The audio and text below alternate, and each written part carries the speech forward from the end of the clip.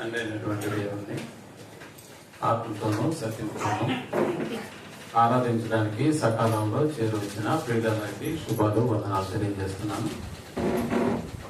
ప్రియమైనటువంటి దేవుని వల్ల దేవుని యొక్క మహాకృపను బట్టి మన జీవితాల్లో మనం సజీవులుగా ఉంచి ఉన్నతమైనటువంటి ఆయన మాటలను ఒకసారి మనం జ్ఞాపకం చేసుకోవడానికి వీలుగా చెప్తున్నటువంటి ప్రతి మాట మన హృదయాల్లో మనం పరిపరుచుకొని గ్రహించి పరిశీలన చేసి ప్రవర్తించలాగిన ఈరోజు కూడా మనం ఆలోచించబోయేటటువంటి అంశాన్ని మరొకసారి మనం జ్ఞాపకం చేసుకున్నాం. దేవుని దీవెనకు నీవిచ్చే కానుక ఎంత?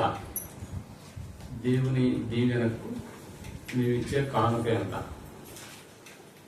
ఇక్కడ మనకు తెలుసు, బైబిల్ అనేటటువంటిది ఒక మత గ్రంథం కాదు, మనిషి కొరకు రాయించినటువంటి అద్భుతమైనటువంటి జ్ఞాన గ్రంథం అని మనకు తెలుసు.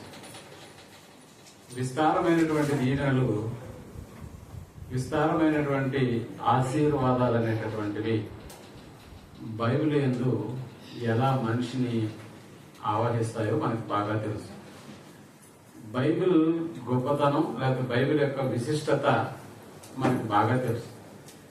ఒక మనిషి ఎలా నడుచుకోవాలో, ఒక మనిషి ఎలా నడుచుకోకూడదో చాలా సంగతులు ఇందులో రాసి ఉన్నాయన్న సంగతి మనకు తెలుసు. కొన్ని సందర్భాల్లో మన భక్తిని పరీక్షించడానికి, మరికొన్ని సందర్భాల్లో మన ఒక విశ్వాసాన్ని పరీక్షించడానికి నిజంగా మన తండ్రి అయినటువంటి దేవుని ఆ యొక్క మనస్సు, దేవునిపై ఉన్నటువంటి మన ప్రేమ అది ఎంతవరకు ఉందో దేవుడు కొన్ని సందర్భాల్లో మనం పరీక్షిస్తాడన్న సంగతి లేఖనాన్ని అనుసరించి అనేక సంగతులు మనకి సాక్ష్యాన్ని ఇస్తూ ఉంటాయి. అంటే ఆయన పరీక్షించాలి అనేటటువంటి ఉద్దేశం మనిషి పట్ల ఎందుకు కలిగి ఉన్నాడో మనకు బాగా తెలుసు. మనం ఆయన ఆజ్ఞలను గైకుంటున్నామా లేకపోతే విసర్జిస్తున్నామా అనేటటువంటి మాట ఒకవైపు అయితే, ఆయన యొద్ద నుండి వచ్చేటటువంటి దీవెనలు నిజంగా మనుషులంగా మనం వాటిని ఆస్వాదించదలుచుకుంటే వాటి యొక్క ప్రతిఫలం ఎలా ఉంటుందో అన్న సంగతి కూడా దేవుడు మన కొరకు రాయించాడు. ఒకసారి మనం చరిత్రలోకి వెళ్ళి పాత నిబంధన గ్రంథంలో ద్వితీయోపదేశకాండము 11వ అధ్యాయము 26వ వచనాన్ని మనం ఆలోచించగలిగితే, ద్వితీయోపదేశకాండము 11వ అధ్యాయము చూడుడి 26వ వచనం. చూడుడి, నేడు నేను మీ ఎదుట దీవెనను మీ ఎదుట నేనేం పెట్టానంటే దీవెనను శాపమును అన్నాడు. దీవెనను శాపమును మీ ఎదుట ఉంచి ఉన్నాను.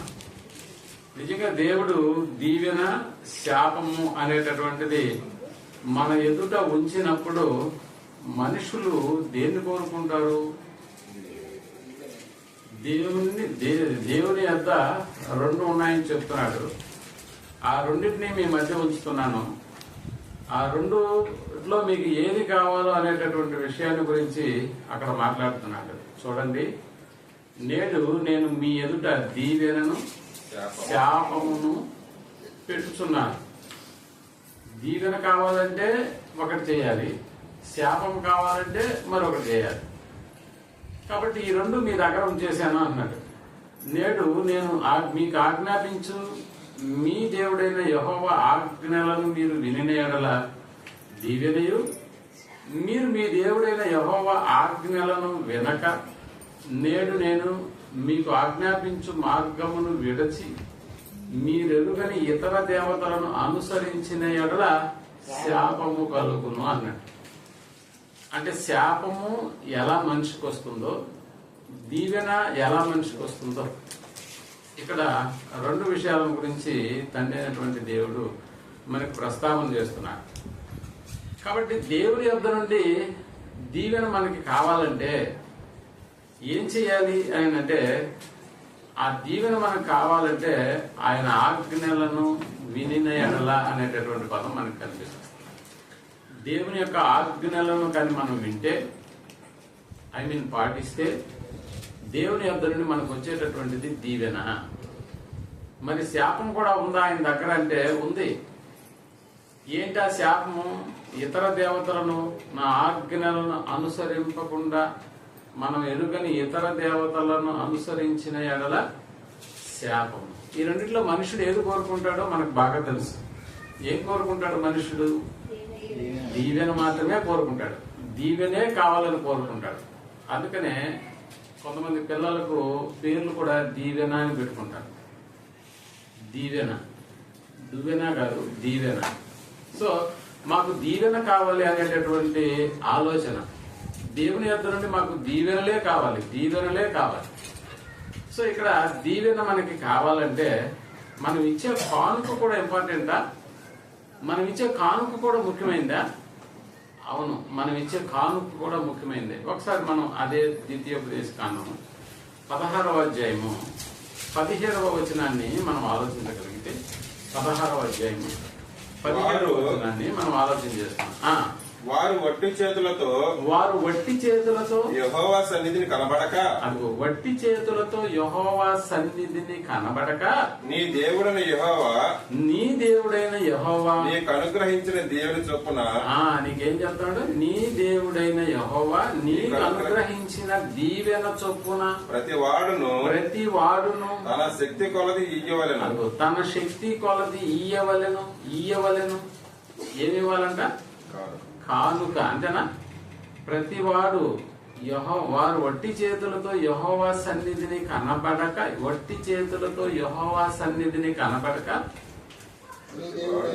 అర్థమవుతా? అంటే వట్టి చేతులతో యెహోవా సన్నిధిని కనబడక అన్నారు. ఆ మధ్య చిన్న పాపకి పెళ్లి చేశాం. చాలా మందికి నేను చెప్పింది ఏంటంటే కానుకలు తేవద్దు అని. కానీ అక్కడికి వచ్చి మనతో పరిచయం అయినటువంటి వాళ్ళు కానుకలు తెచ్చిస్తున్నారు. వాళ్ళు స్టేజ్ మీద నిలబడి కానుకలతో ఫోటోలు దిగుతున్నారు. అది చూసిన మనోళ్ళు ఏం చేసినారు? ఇప్పుడు మనం కూడా అక్కడికి నిలబడాలంటే మన చేతిలో కూడా ఏముండాలి? అందుకని పెళ్లి కొట్టేసి వెళ్ళిపోయినారు. పెళ్లి చూడకుండా ఎక్కడికి వెళ్ళిపోయినారంటే కానుకలు తేయడానికి వెళ్ళిపోయారు. నేను ముందుగానే చెప్తున్నా, మీరు రావడమే మా కానుక అని. అంటే వట్టి చేతులతో మనం ఇక్కడికి వచ్చి కనిపించి ఫోటో దిగితే అది బాగుండదు. చూసారా? అంటే లోకంలో జరిగే ఒక శుభకార్యానికి మనకు ఆలోచన ఎలా వెళుతుందంటే, మనం వట్టి చేతులతో అక్కడ నిలబడకూడదు. ఇది నేను చెప్పినా కూడా వట్టి చేతులతో అక్కడ నిలబడకూడదు. వట్టి చేతులతో అక్కడికి వెళ్ళి మనం నిలబడకూడదు. నాకు తెలుసు, మన స్థానిక సంఘంలో ప్రతి ఒక్కరూ వివాహాన్ని గురించి కష్టపడినటువంటి వాళ్ళే. మీ కష్టానికి నేను ఇవ్వదలిస్తే ఎంత ఇవ్వగలుగుతాను? ఈ విషయాన్ని దృష్టిలో పెట్టుకుని మనందరికీ చెప్పినటువంటి మాట. అయినా దాన్ని మీరు పక్కన పెట్టేసినారు, అది వేరే సంగతి. అంటే ఒక శుభకార్యానికి వెళ్ళేటప్పుడు వట్టి చేతులతో మనం వెళ్తే బాగుండదు. కాబట్టి ఏదో ఒకటి తీసుకెళ్ళాలి.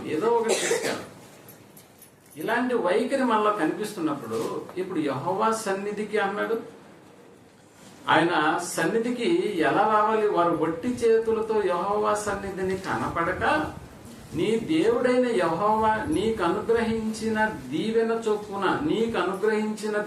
చొప్పున ప్రతి వాడును తన శక్తి కొలది ఇయ్యవలెను. ఏమి ఇవ్వాలి ఇక్కడ?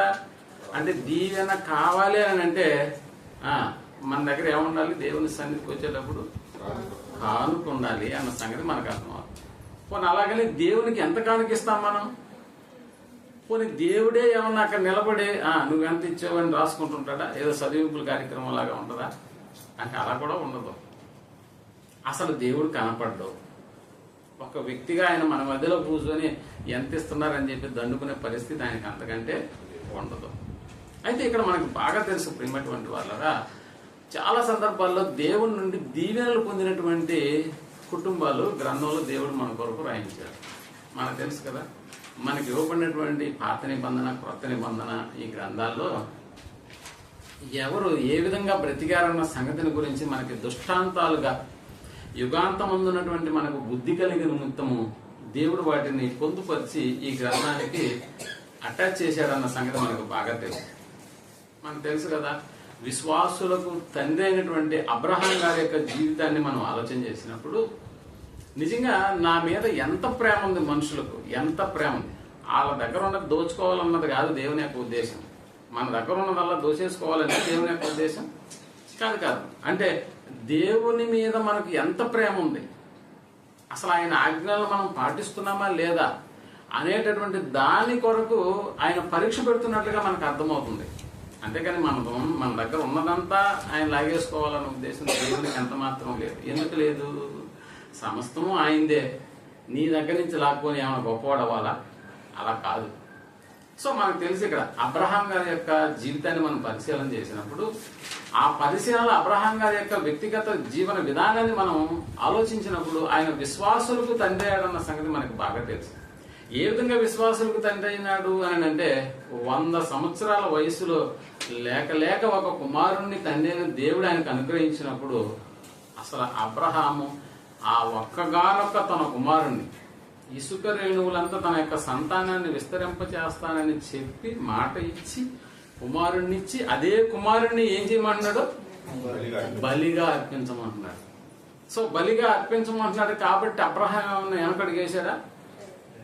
కొన్నిసార్లు మనం పిల్లలకి ఒక 10 రూపాయలు ఇచ్చి మళ్ళా దాన్ని మనం అడిగాము, ఇస్తాడా?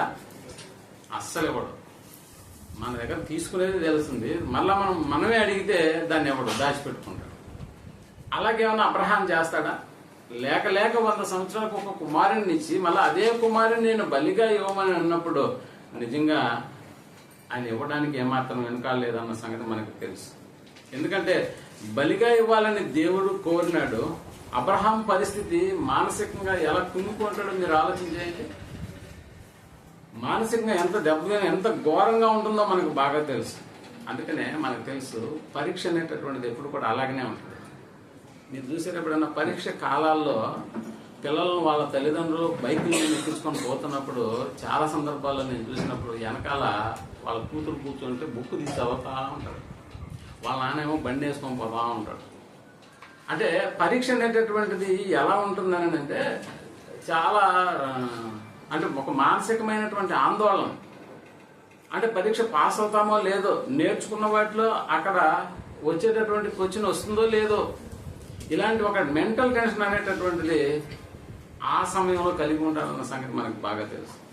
నిజంగా దేవుడు కూడా మన హృదయాలను కూడా దేవుడు అలాగే పరీక్షిస్తాడన్న సంగతి మనం జ్ఞాపకం చేసుకోవాలి. మనకు తెలుసు బైబిల్ని మనం 3 కాలాల్లో మనం విభజించవచ్చు. ఒకటి పితరుల కాలం అనేటటువంటి విభజన, రెండవది ధర్మశాస్త్ర కాలం అనేటటువంటి విభజన, మూడవది క్రీస్తు యుగం అనేటటువంటి కాలం. అంటే ఈ 3 యుగాలలో మనం బైబిల్ని మనం విభజించి ఆలోచించేటటువంటి పరిస్థితి మనకి ఏర్పడినప్పుడు చక్కగా దేవుని యొక్క ఉద్దేశాలు మనకు అర్థమవుతూ ఉంటాయి. అయితే ప్రియమైనటువంటి వాళ్ళరా, ఇక్కడ మనకు తెలుసు పితరుల కాలంలో అబ్రహాం గారు కూడా పితరుల కాలానికి సంబంధించినటువంటి వ్యక్తి అన్న సంగతి. ఎందుకంటే ఆ రోజుల్లో ధర్మశాస్త్రం లేదు, దేవుని యొక్క నియమాల ప్రకారం వాళ్ళు బ్రతుకుతుండేటటువంటి పరిస్థితి. అందుకని కుటుంబ పెద్దలతో దేవుడు మాట్లాడేటటువంటి పరిస్థితి ఆ రోజుల్లో ఉండేదన్న సంగతి మనకు బాగా తెలుసు. అందుకనే మనకు తెలుసు అబ్రహాం గారు తన కుమారుణ్ణి ఇవ్వడానికి మాత్రమే కాదు, తనను కూడా చంపుకోమంటే కూడా చంపుకోవడానికి సిద్ధంగా ఉన్నాడా? అది ఆయన కనపరిచినటువంటి విశ్వాసం. నేను చూపించే దేశానికి బయలుదేరు అబ్రహాం అన్నప్పుడు వెంటనే పోయి అన్ని మూటములు సర్దేస్తున్నాడు అని అంటే నిజంగా ఆయన జీవితంలో మనకు కనిపిస్తున్నటువంటి విశ్వాసం చాలా గొప్పది ప్రియమైనటువంటి వాళ్ళు. కాబట్టి ఇక్కడ మనం ఆలోచన చేసేటప్పుడు పితరుల కాలానికి సంబంధించినటువంటి అబ్రహాం, ఇస్సాకు, యాకోబుల యొక్క జీవితాలు మనం పరిశీలన చేసినప్పుడు దేవుడు వారికి ఏమన్నా ఒక నిర్దిష్టమైనటువంటి ప్రణాళికలో నేను మీకు ఇన్ని ఇచ్చాను కదా, మీరు కూడా నాకు ఎంత ఇవ్వాలనేటటువంటి ఆలోచన ఏమన్నా కనపరిచాడు వాళ్ళ జీవితాల్లో అంటే లేదు ప్రియమైనటువంటి వాళ్ళు. అంటే దేవుడు వారిని ఏమీ అడగకపోయినా కూడా నిజంగా దేవునికి ఇచ్చేటటువంటి ఆ విషయాలలో ఎలా వాళ్ళు ఆలోచన చేస్తున్నారని అంటే దేవుడు మనకి ఇన్ని ఇచ్చాడు కదా, ఇన్ని ఇచ్చినటువంటి దేవునికి ఈరోజు మనం ఏదో ఒకటి ఇవ్వాలి కదా అనేటటువంటి ఆలోచనతో వారు ఒక సొంత నిర్ణయాలతో దేవునికి ఇవ్వడానికి ఇష్టపడినటువంటి దాఖలు మనకు కనిపిస్తుంది. నిజానికి లోకము దాని సమస్తము కూడా ఎవరిదేనంటే తండ్రిదైనటువంటి దేవునిదే అన్న సంగతి. ఒకసారి మనం కీర్తనల గ్రంథం 50వ అధ్యాయము 8వ వచనాన్ని మనం ఆలోచించగలిగితే, కీర్తనల గ్రంథం 50వ అధ్యాయం 8వ వచనాన్ని మనం ఆలోచించగలిగింది. నీ బలుల విషయమై నీ బలుల విషయమై నేను నిన్ను గద్దించుటలేదు. నేను నిన్ను గద్దించుటలేదు. నేను నిన్ను గద్దించుటలేదు. నువ్వు ఇచ్చేటటువంటి బలుల విషయం నాకు ఫలాందే కావాలని నేను నిన్ను అడగట్లేదు. నీ దహన బలులు నీ దహన బలులు నిత్యము నా ఎదుట కనబడుతున్నవి. నిత్యము నా ఎదుట కనబడుతున్నవి. నీ ఇంట నుండి కోడినైనను నీ ఇంట నుండి కోడినైనను నీ మందలో నుండి పొట్టేలనైనను నీ మందలో నుండి పొట్టేళ్లనైనను నేను తీసుకోను. అడవి మృగములన్నీ మృగములన్నీయు 1000 కొండల మీద పశువులన్నీ నావే కదా. అదిగో నావే కదా అన్నాడు. నావే కదా. కొండలలోని పక్షులన్నిటిని నేను ఎరుగుదును. కొండలలోని పక్షులన్నిటినీ నేను ఎరుగుదును. పొలములలోని పశ్చాదులు నా వశమైనవి. లోకమును దాని పరిపూర్ణతయు నావే. ఏంటి లోకమును దాని పరిపూర్ణతయు ఎవరిది? నావే. నాదే అన్నాడు దేవుడు. లోకమును దాని పరిపూర్ణతయు నాదే. ఇక్కడ ఒక డౌట్ రావచ్చు మనకి, అయ్యా అంతా ఆయనదే అయినప్పుడు మరలా మనం ఇచ్చేది ఏంటి ఆయనకి? అంతా ఆయనదే అయినప్పుడు మనం ఇచ్చేది ఏంటి? అది ఆయనే తీసుకోవచ్చు కదా. నన్నెందుకు అడగడం అని మనం నిజంగా ఇలాంటి ప్రశ్నలు కూడా దేవునికి వేయచ్చు. అంతా అయిందే కదా, మరి మనం ఇచ్చేది ఏంటి అనేటటువంటి ఆలోచన. నిజంగా ప్రియమైనటువంటి వాళ్ళరా, నన్ను ఎందుకు అడగతావు అని మళ్ళా మనం అంటామేమోనన్న ఉద్దేశంతోనే ఎందుకు ఇలాంటి ఆయన అడుగుతున్నాడు. నా సన్నిధిని మీరు వట్టి చేతులతో రాకూడదు. మీకు దీవెన కావాలంటే మీరు ఆ యొక్క సన్నిధికి రావడానికి ఎంతో మీరు నిశ్చయించుకున్న కొలదన్నట్టుగా మాట్లాడు. అందుకనే ఎందుకు ఆయన మనల నుంచి కోరుకుంటున్నాడు? ఏదైనా ఒక కొంత కానుక కావచ్చు, లేకపోతే ఆయనకు అర్పించేటటువంటి దహన బలులను కావచ్చు, ఇవన్నీ కూడా ఎందుకు అడుగుతున్నాడు? నేను అడగట్లేదు నీ బలి నువ్వు ఎందుకు ఇస్తున్నావు, ఏమేమి ఇస్తున్నావు అని నేను అడగట్లేదు అన్నాడు. మరి అడగనప్పుడు మనం ఎందుకు ఇవ్వాలి? అలా కాదు. ఎందుకు అని అంటే ఇక్కడ మనకు తెలుసు ఆయన మీద మనకున్నటువంటి ప్రేమ ఎంతవరకు ఉందో చూడడానికి. ఆయన మీద మనకున్నటువంటి ప్రేమ ఎంత ఉందో, లేకపోతే ఆయన పట్ల మనం కృతజ్ఞత ఎంత మేర కలిగి ఉండాము అనేటటువంటి విషయాన్ని దేవుడు పరీక్షించడానికి మనకు ఏం జరుగుతుంటాయంటే పరీక్షలు అనేటటువంటివి జరుగుతూ ఉంటాయన్న సంగతి మనకి బాగా తెలుసు. అంటే పరీక్షలు జరుగుతాయా? అవును. అందుకనే టెన్షన్గా పడుతుంటారు పరీక్ష రాసే వాళ్ళు. మన జీవితంలో ఎప్పుడు కూడా మనకు పరీక్ష లేకుండా ఏది జరగదన్న సంగతి మనకు తెలుసుకోవాలి. ఎందుకు? మనం దేవుని మీద ఎంత ప్రేమ కలిగి ఉన్నాం, అసలు ఆయన పట్ల మనకు ఉన్నటువంటి కృతజ్ఞత, నిజంగా కృతజ్ఞతను కలిగి ఉన్నామా లేదా అని చెప్పుకోవడానికి దేవుడు అలాంటి పరీక్షలు మన జీవితంలో కలుగు చేసుకుంటాడన్న సంగతి మనకు బాగా తెలుసు.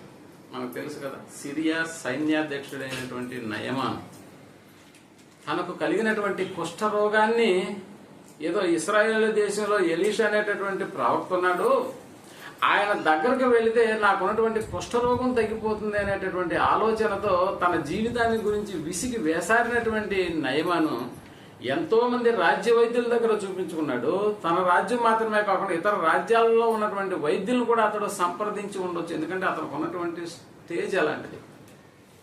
అయినా ఏదో ఒక చిన్న పాప చెప్పినటువంటి దాన్ని బట్టి, ఇదిగో మా దేశంలో ఎలీషా అనే ఒక ప్రవక్త ఉన్నాడు, ఆయన్ని కుష్ఠరోగాన్ని నయం చేస్తాడు అని చెప్పినటువంటి మాటను బట్టి జనరల్గా ఆ నయమాను తనకు కలిగినటువంటి కుష్ఠరోగాన్ని నయం చేసిన తర్వాత ఇంటికి వచ్చి మళ్ళా తన యొక్క దేహాన్ని 10 మందికి చూపించి, ముఖ్యంగా తన భార్యకి చూపించి, ఇదిగో ఇంతటి అపరూపమైనటువంటి సౌందర్యమైన దేహం నాకు వచ్చింది కాబట్టి ఇప్పుడు కానుకలు ఎలీషాకి పంపించాలని అనుకున్నాడా?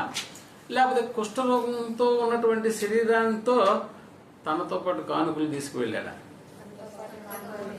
చూసారా? అంటే ఇంకా తన శరీరానికి స్వస్థత చేకూర్చలేదు. స్వస్థత అనేటటువంటిది తన శరీరానికి కలగలేదు. కానీ ఎంతటి ధీమా ఉండకపోతే మీరు ఆలోచన చేయండి, ఎంతటి కానుకలను తీసుకెళ్ళాడు. అంటే నా ఆరోగ్యం ఆయన దగ్గర బాగైతే కృతజ్ఞతగా నేనేం చెల్లించాలి? అందుకనే బహుమానాలు అనేటటువంటి ఆయనకి ఇవ్వాలి. ఒట్టి చేతులతో వెళ్తే బాగుండదు. మనం కూడా వర్షాలు కావాలని ప్రార్థన చేస్తాం, కానీ గొడుగులు తెచ్చుకోం. కానీ ఇక్కడ నయమాను ఒక అన్యుడైనప్పటికీ తన యొక్క కుష్ఠరోగం బాగవుతుందని నమ్మాడు. ఆ నమ్మకంతోనే ఎలా చాలా బహుమానాలు తీసుకెళ్లిపోతున్నాడు. ఇంకా నయం కాలేదు, కుష్ఠరోగం నయం కాలేదు. నయం కాకపోయినా కూడా ఏం తీసుకెళ్తున్నాడు అని అంటే ఇదిగో బహుమానాలు తీసుకెళ్తున్నాడు. మనకు తెలుసు కదా, ఆ బహుమానాలు ఏది కూడా ప్రవక్త ఆశించలేదు, గెహజీ అనేటటువంటి అతను ఆశించాడు అన్న సంగతి మనకు తెలుసు. సో ఇక్కడ మనం ఆలోచించేటటువంటి ఈ మాట ఎలా ఉంటుందంటే, ఇదిగో దేవుడు తనకు చేసినటువంటి శరీర యొక్క అనారోగ్య స్థితి కావచ్చు, దాని నుంచి దేవుడు తను విముక్తి చేసిన తర్వాత దానికి కృతజ్ఞతగా ఏమి ఇవ్వాలనుకున్నాడు? కానుకలు ఇవ్వాలనుకున్నాడు.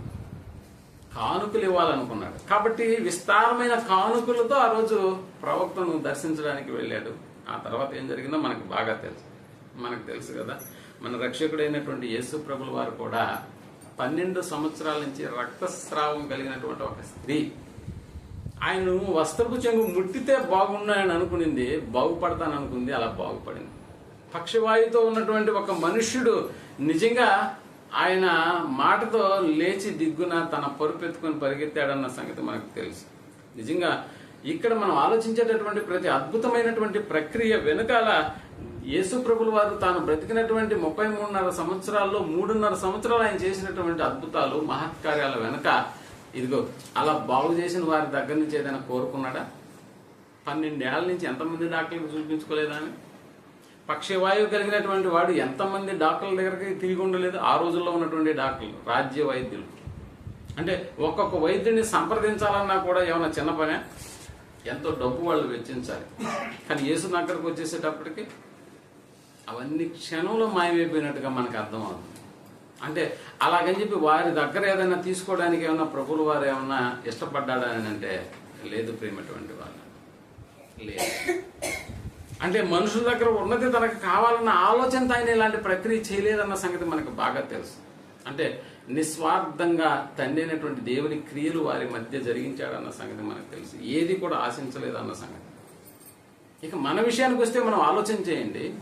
కరోనా టైంలో మన తరంలో జరిగినటువంటి శవాల సంఖ్య లెక్కించడానికి కూడా మనకు భయం వేసేది ప్రేమటువంటి వాళ్ళ.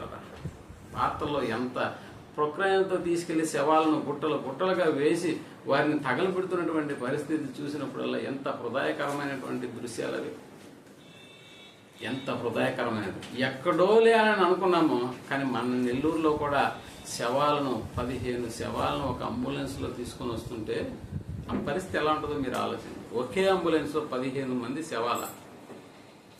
అంటే ఒకరి మీద ఒకరిని వేసేసి అలా ఇసిరేసేసి డోర్లు వేసేసి తర్వాత బోడిగోడ తోటకు తీసుకొచ్చినటువంటి సందర్భాలు కల్లారా చూశాను ప్రియమైనటువంటి వాళ్ళు. నిజంగా అలాంటి పరిస్థితుల్లో నుంచి మనం కాపాడబడ్డామా అని అంటే దానికి ఎంత కృతజ్ఞత చెల్లించాలి దేవునికి, ఎంత కృతజ్ఞత. అంటే ఈ కరోనా టైంలో నువ్వేదో నీ బాహుబలాన్ని ఉపయోగించి తప్పించుకున్నావు అనుకుంటున్నావా? ఎంతమంది తమ స్థిర ఆస్తులను, ఆస్తి కాగితాలను కూడా తీసుకొచ్చి డాక్టర్ టేబుల్ మీద పెట్టలేదు చెప్పండి. ఎన్ని వార్తలు మనం చూడలేదు.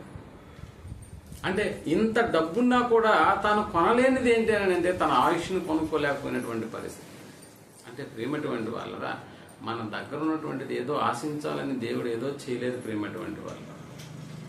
అన్ని దేవునివి అయినప్పుడు దేవునికి ఇవ్వడం అనేటటువంటిది ఎలాంటి ప్రక్రియకు మన జీవితాల్లో కనపరుస్తున్నాను అంటే నువ్వు ఆయన పట్ల ఎంత కృతజ్ఞత కలిగి ఉన్నావు అనేది.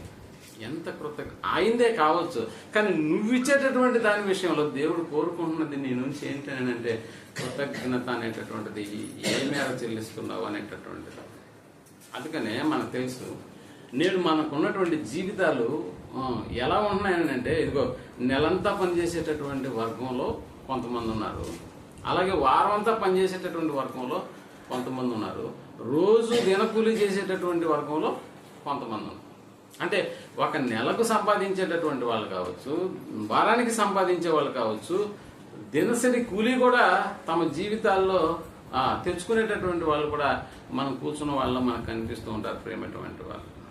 అయితే ఆ వారం అయినా, ఆ నెల అయినా, ఆ దినం అయినా కూడా దాంట్లో నుంచి మనం నిజంగా ఇది నా కష్టం కదా, నేను చెమటూర్చి సంపాదించుకున్నటువంటి డబ్బు కదా, ఇది నాది కదా, నాది అన్నప్పుడు నేను దేవునికి ఎందుకు ఇవ్వాలి అనేటటువంటి ప్రశ్నతో ఏమన్నా నువ్వు ఆగిపోతున్నావేమో ఒక్కసారి ఆలోచించి. నా కష్టం, నేను చెమటూర్చి సంపాదించాను, నా కష్టం, నా ఇష్టం కదా, నా కష్టం నా ఇష్టం కదా, నేను ఎందుకు ఇవ్వాలి, నేను ఎందుకు దేవునికి ఇవ్వాలి? నిజంగా ప్రియమైనటువంటి వాళ్ళరా, ఎందుకు ఇవ్వాలో అన్న సంగతిని గురించి మనం ఆలోచన చేసినప్పుడు నిజమే అంతా అయిందే కావచ్చు, కానీ నువ్వెందుకు ఇవ్వాలి? నెల సరిపడా జీతంతో ఏదో చాలినటువంటి జీతాలతో బతికేటటువంటి మన బ్రతుకుల్లో కూడా దేవునికి ఎందుకు ఇవ్వాలి? వారంలో సంపాదించుకునే మన బ్రతుకుల్లో దేవునికి ఎందుకు ఇవ్వాలి? వారాంతం తర్వాత వచ్చి ఆదివారం రోజు ఎందుకు ఇవ్వాలి? పోనీ ఈ దినం కూడా ఆదివారం అనుకుంటే ఈ దినం కూడా కూలికి వెళ్తే నీకు ఎంతో డబ్బులు వస్తాయి కదా, ఆ తెచ్చిన డబ్బుల్లో కూడా దేవునికి ఇవ్వాలా? ఆలోచన చేయండి. ఎందుకు ఇవ్వాలి దేవునికి? అంత ఆయిందేం చెప్తున్నాడు ఒక పక్క, అంత ఆయిందైనా కూడా నిజంగా నిన్ను ఎందుకు అడుగుతున్నాడు తెలుసా?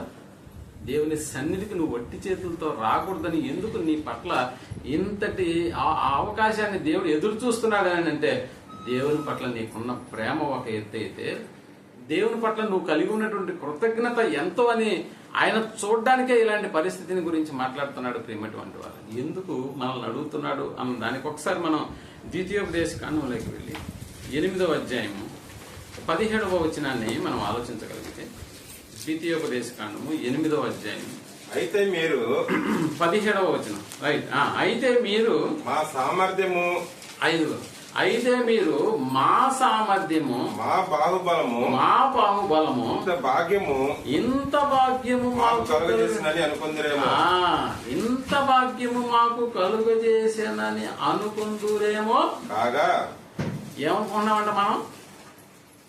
మా సామర్థ్యం, మా బాహుబలం. ఏమిటి? నాకున్నటువంటి సామర్థ్యం, నాకున్నటువంటి బాహుబలము వలన ఇంత భాగ్యము నేను సంపాదించుకున్నాను, ఇంత భాగ్యము నాకు కలుగజేసాను నా బాహుబలం వల్ల. అంటే మనకున్నటువంటి సామర్థ్యం, మనకున్నటువంటి జ్ఞానం, మనకున్నటువంటి తెలివితేటలు, మనకున్నటువంటి అవయవ సౌష్ఠవ్యం వలన నిజంగా మనం ఇది సంపాదించుకున్నాము అని చెప్తున్నామే. ఒకనాడు ఇశ్రాయేలు కూడా అదే అన్నారంట. మాకున్నటువంటి ఈ సంపాదన అంటే మేము నెలవారీ సంపాదించుకున్నా, వారం వారీ సంపాదించుకున్నా, దినకూలీ మేము సంపాదించుకున్నా, దేన్ని బట్టి మేము సంపాదించుకున్నామో తెలుసా? దేవుడా, దేన్ని బట్టి సంపాదించుకున్నామో తెలుసా? మా బాహుబలము, మా సామర్థ్యము. నిజంగా ఆలోచన చేయండి. మన సామర్థ్యము, మన బాహుబలం వలననే మనం సంపాదించుకుంటున్నామా? ఒకసారి ఆలోచన చేయండి. మన బాహుబలం, మన సామర్థ్యం వల్లనే మనం నెల జీతం సంపాదించుకుంటున్నాము అనేవాళ్ళు ఎవరంటే చేతులెత్తండి నిర్భయంగా. ఏమనేది? నా సామర్థ్యం, నా బాహుబలం వల్ల నేను సంపాదించుకుంటున్నాను. అది నెల కావచ్చు, వారం కూలీ కావచ్చు, లేకపోతే రోజు కూలీ కావచ్చు. మన బాహుబలం అందులో ఉందా? లేదు. ప్రేమటువంటి వాడు, నీకు సామర్థ్యాన్ని కలుగు చేసిన వాడెవడు, నీకు జ్ఞానాన్ని ఇచ్చిన వాడెవడు, నీకు తెలివినిచ్చినటువంటి వాడెవడు, ఇంకా చెప్పాలంటే నీ అవయవాలన్నింటినీ నీకు ఇచ్చిన వాడెవడు? నీకు అర్థమవుతుందా? ఎవడిచ్చాడు? నిజంగా ఈ నెల పొడుగుతూ నువ్వు పని చేసుకుంటూ రావాలంటే నీకు ఆరోగ్యాన్ని కూడా దేవుడే ప్రసాదించాలి. తెలుసా ఈ సంగతి? ఆరోగ్యాన్ని కూడా దేవుడే ఇవ్వాలి, ఆయుష్ను దేవుడే ఇవ్వాలి, ఆరోగ్యాన్ని దేవుడే ఇవ్వాలి. అందుకనే ప్రియమైనటువంటి వాళ్ళరా, మనం దేవుని మీద ఎంత ప్రేమ ఉందో అనేటటువంటి దాని మీద, మనం ఇచ్చేటటువంటి దాని మీద, మనం చెల్లించేటటువంటి కృతజ్ఞత మీద అది ఆధారపడి ఉంటుందన్న సంగతి మనం జ్ఞాపకం చేసుకోవాలి. సో మన బాహుబలము, మన సామర్థ్యం వల్ల ఏది కూడా మనం సంపాదించుకునే పరిస్థితి లేదు అన్న సంగతి మనకు అర్థమవుతుంది. కాబట్టి ఒకసారి మనం కీర్తనల గ్రంథంలోకి వెళ్ళి 62వ అధ్యాయము 9వ వచనాన్ని మనం ఆలోచించగలిగితే, కీర్తనల గ్రంథము 62వ అధ్యాయము, అల్పులైన వారు వట్టి ఊపిరి అయి ఉన్నారు. 62:9 కీర్తనల గ్రంథం. రైట్, అల్పులైన వారు వట్టి ఊపిరి అయి ఉన్నారు. గనులైన వారు మాయా స్వరూపులు త్రాసులో వారందరూ తేలిపోవుదురు. వట్టి ఊపిరి కన్నా ఉన్నారు బలాత్కారమందు నమ్మిక ఉంచకుండి దోచుకొనుట చేత గర్వపడకండి ధనము హెచ్చినను దానిని లక్ష్య పెట్టకండి ధనము హెచ్చినను దానిని లక్ష్య పెట్టకండి బలము తనది అని ఒక మారు దేవుడు సెలవిచ్చెను అన్న పదం చెప్తాడు. బలము తనది, ధనము హెచ్చినను దానిని మనం ఏం చేయకూడదంట. ధనము ఇచ్చినను నువ్వు చేసే వ్యాపారం వల్ల, నీకు కలిగినటువంటి శక్తి సామర్థ్యాల వల్ల, నువ్వు చేస్తున్నటువంటి పని వల్ల నీ ధనం పెరుగుతుంది, కాదంటలేదు. బట్ నువ్వు ధనాన్ని నువ్వేం చేయకూడదు, లక్ష్య పెట్టకు. ధనము ఇచ్చినను దాన్ని లక్ష్య పెట్టకూడదు. భూములు వచ్చాయా, బాగా కలిసి వస్తుంది వాడికి అని అంటుంటావు, నిజమే. భూములు కొన్నా కలిసి వస్తుంది, బంగారం కొన్నా కలిసి వస్తుంది, బ్యాంక్ బ్యాలెన్స్ నెలకి పెరుగుతూ ఉంటుంది. కానీ పెరిగే కొద్దీ నువ్వు ఎవరి మీద లక్ష్యం ఉంచుతావో నీకు అర్థమవుతుందా. ధనం మీద లక్ష్య పెట్టవద్దు అన్నాడు. ధనం మీద లక్ష్య పెట్టవద్దు. ధనమును నమ్ముకున్నవాడు ఏమైపోతాడు, నాశనం అయిపోతాడు అన్న సంగతి తెలుసు. ధనమును నమ్ముకున్నవాడు నాశనం అయిపోతాడు. కానీ నువ్వు ధనాన్ని నువ్వు లక్ష్య పెట్టకు. అది ధనం పెరిగే కొలది దేవునిపైనే మనస్సు ఉంచాలనేటటువంటి విషయాన్ని దేవుడు తెలియజేస్తున్నాడు. ధనం పెరుగుతుంది కాదంటలేదు, బట్ నీ మనస్సు ఎక్కడ ఉండాలి, పెరుగుతున్న ధనం మీద కాదు. నా ప్రాణమా తిను తాగు సంతోషించానండి. ఎందుకు అంతటి మాట మాట్లాడుతున్నాడు? నా ప్రాణమా అని ఎవరి గురించి తన ప్రాణాన్ని గురించి మాట్లాడుతున్నాడు. అంటే తన పంట బాగా పండింది, అది పండుతుంది కాదంటలేదు, అది పెరుగుతుంది కాదంటలేదు. కానీ నువ్వు లక్ష్యం దేని మీద ఉంచుతున్నావు? ఉన్న కొట్లన్నీ పడగొట్టి పెద్దవి చేసి వాటిలో ఆ ధాన్యాన్ని నింపుకుంటాడంట. మరి ఇచ్చిన దేవుని మీద మనస్సు తొలగిపోయింది ప్రియమైనటువంటి వారు. అందుకని ధనం పెరిగే కొలది దేవుని పైన మనస్సు అనేటటువంటిది ఉంచాలి. ఎక్కడే దేవుని పరీక్ష అనేటటువంటిది మొదలవుతుందన్న సంగతి మనకు బాగా తెలుసు. దేవుని పరీక్ష ఇక్కడే, ధనం పెరుగుతున్న కొలది దేవుని పరీక్ష అనేటటువంటిది మొదలవుతుందన్న సంగతి మనం జ్ఞాపకం చేసుకోవాలి. అందుకనే మనకు తెలుసు, పితరుల కాలం అని మనం మాట్లాడుకున్నాం, ధర్మశాస్త్ర కాలం అని మనం మాట్లాడుకుంటున్నాం, అలాగే కొత్త నిబంధన కాలం అని మనం మాట్లాడుకున్నాం. ఈ 3 కాలాలకు సంబంధించి మనం ఏ కాలంలో ఉన్నాము? క్రీస్తు కాలానికి సంబంధించిన వారంగా, క్రొత్త నిబంధన కాలానికి సంబంధించిన వారంగా ఉన్నాం. మనకు తెలుసు, పితరుల కాలంలో నిజంగా నాకు ఇంత ఇవ్వండి అనేటటువంటి దేవుని ఆజ్ఞానం మనకేమైనా కనిపిస్తుందా? ఆయన అంటే ఎక్కడా కనపడలేదు. మనకు తెలుసు కదా, ప్రారంభంలో దేవునికి ఇచ్చినటువంటి వాళ్ళు ఒక 2 ఉన్నారు. ప్రారంభం కయ్యేను హేబేలు. నిజంగా కయ్యేను హేబేలును దేవుడు ఏమన్నా అడిగాడా? రే బాబు, మీరు నాకు నువ్వేం పని చేస్తున్నావు అని అడిగి, ఇదిగో నీ దాంట్లో నాకు కొంత, నీ దాంట్లో నాకు కొంత తిండి అని ఏమన్నా అడిగారా? లేదు ప్రియమైనటువంటి వాళ్ళు. అంటే వాళ్ళే తీసుకొచ్చి దేవుని సముఖంలో ఇచ్చినటువంటి దాఖలాలు మనకు కనిపిస్తున్నాయి ప్రియమైనటువంటి. అలాగే నోవాహుతో ఏమన్నా మాట్లాడా? నాకు ఇంత ఇవ్వాలని ఏమన్నా చెప్పాడా? అలాగని అబ్రహాంతో ఏమన్నా చెప్పాడా? లేదు ప్రియమైనటువంటి వాళ్ళు. అంటే వాళ్ళని ఎందుకు దేవుడు అడగలేదు, నాకు ఎంత ఇవ్వాలి అంత ఇవ్వాలని ఎందుకు అడగలేదు అని అంటే, నిజంగా వారు కృతజ్ఞత అనేటటువంటిది ఎలా కనపరుస్తున్నారు. దేవుడు వారికి పెట్టినటువంటి పరీక్షలో వాళ్ళు నిలబడ్డారు ప్రియమైనటువంటి వాళ్ళు. అంటే నిలబడ్డారా అంటే అవును నిలబడ్డారు. కాబట్టే వాళ్ళు తమ సంపాదించినటువంటి వాటిలో దేవుడు తమను అడగపోయినా కూడా కృతజ్ఞతగా వాళ్ళు దేవునికి చెల్లించినటువంటిది, అది ధన రూపం కావచ్చు, వస్తు రూపం కావచ్చు, తాము చెల్లించేటటువంటి కృతజ్ఞతార్పణ అనేటటువంటిది కానుక రూపంలో దేవునికి వారు ఇచ్చినట్టుగా మనకు కనిపిస్తుంది ప్రేమటువంటి వాళ్ళ. నిజానికి మనం ఆలోచించగలిగితే దేవుడు వారిని ఆ కృతజ్ఞత చూపించినందుకు ఎంతగా హెచ్చించాడో మీరు బాగా ఆలోచించేయండి. అంటే దేవునికి ఇవ్వడం అనేటటువంటిది ఒకవేళ మనం మానేస్తే నిజంగా మన సంపాదనలో చిల్లిగా కూడా మనకు నిలబడదన్న సంగతి మనం జ్ఞాపకం చేసుకోవాలి. అసలు మిగలదు. కానీ దేవునికి ఇచ్చి చూస్తే మీరు ఆలోచన చేయండి, అది ఎంతగా అభివృద్ధి అవుతుందో అన్న సంగతి మనకు బాగా తెలుసు. ఒకసారి అబ్రహాం జీవితాన్ని మనం పరిశీలన చేసినప్పుడు, దేవుడు నాకు ఎంత ఇవ్వాలి అబ్రహాం, ఇదిగో నా మీద నీకు ఎంత ప్రేమ ఉందో అనడానికి తెలుసుకోవడానికి నేను అడుగుతున్నాను అని అడిగిన తర్వాత అబ్రహాం ఇవ్వడం మొదలు పెట్టాడా, లేకపోతే అబ్రహామే మొదలు పెట్టాడు ఇవ్వడం? అబ్రహామే ఇవ్వడం మొదలు పెట్టాడు అన్న సంగతి మనకు అర్థం. అంటే అలా మొదలు పెట్టినటువంటి అబ్రహాం జీవితంలో దేవుని వల్ల నేను ఎన్నో సంపాదించుకున్నాను, ఎన్నో పొందాను, కాబట్టి ఆ కృతజ్ఞతగా దేవునికి ఇవ్వాలి అనేటటువంటి ఆలోచన అబ్రహాం గారిలోనే కలిగిందన్న సంగతి మనకు బాగా తెలుసు.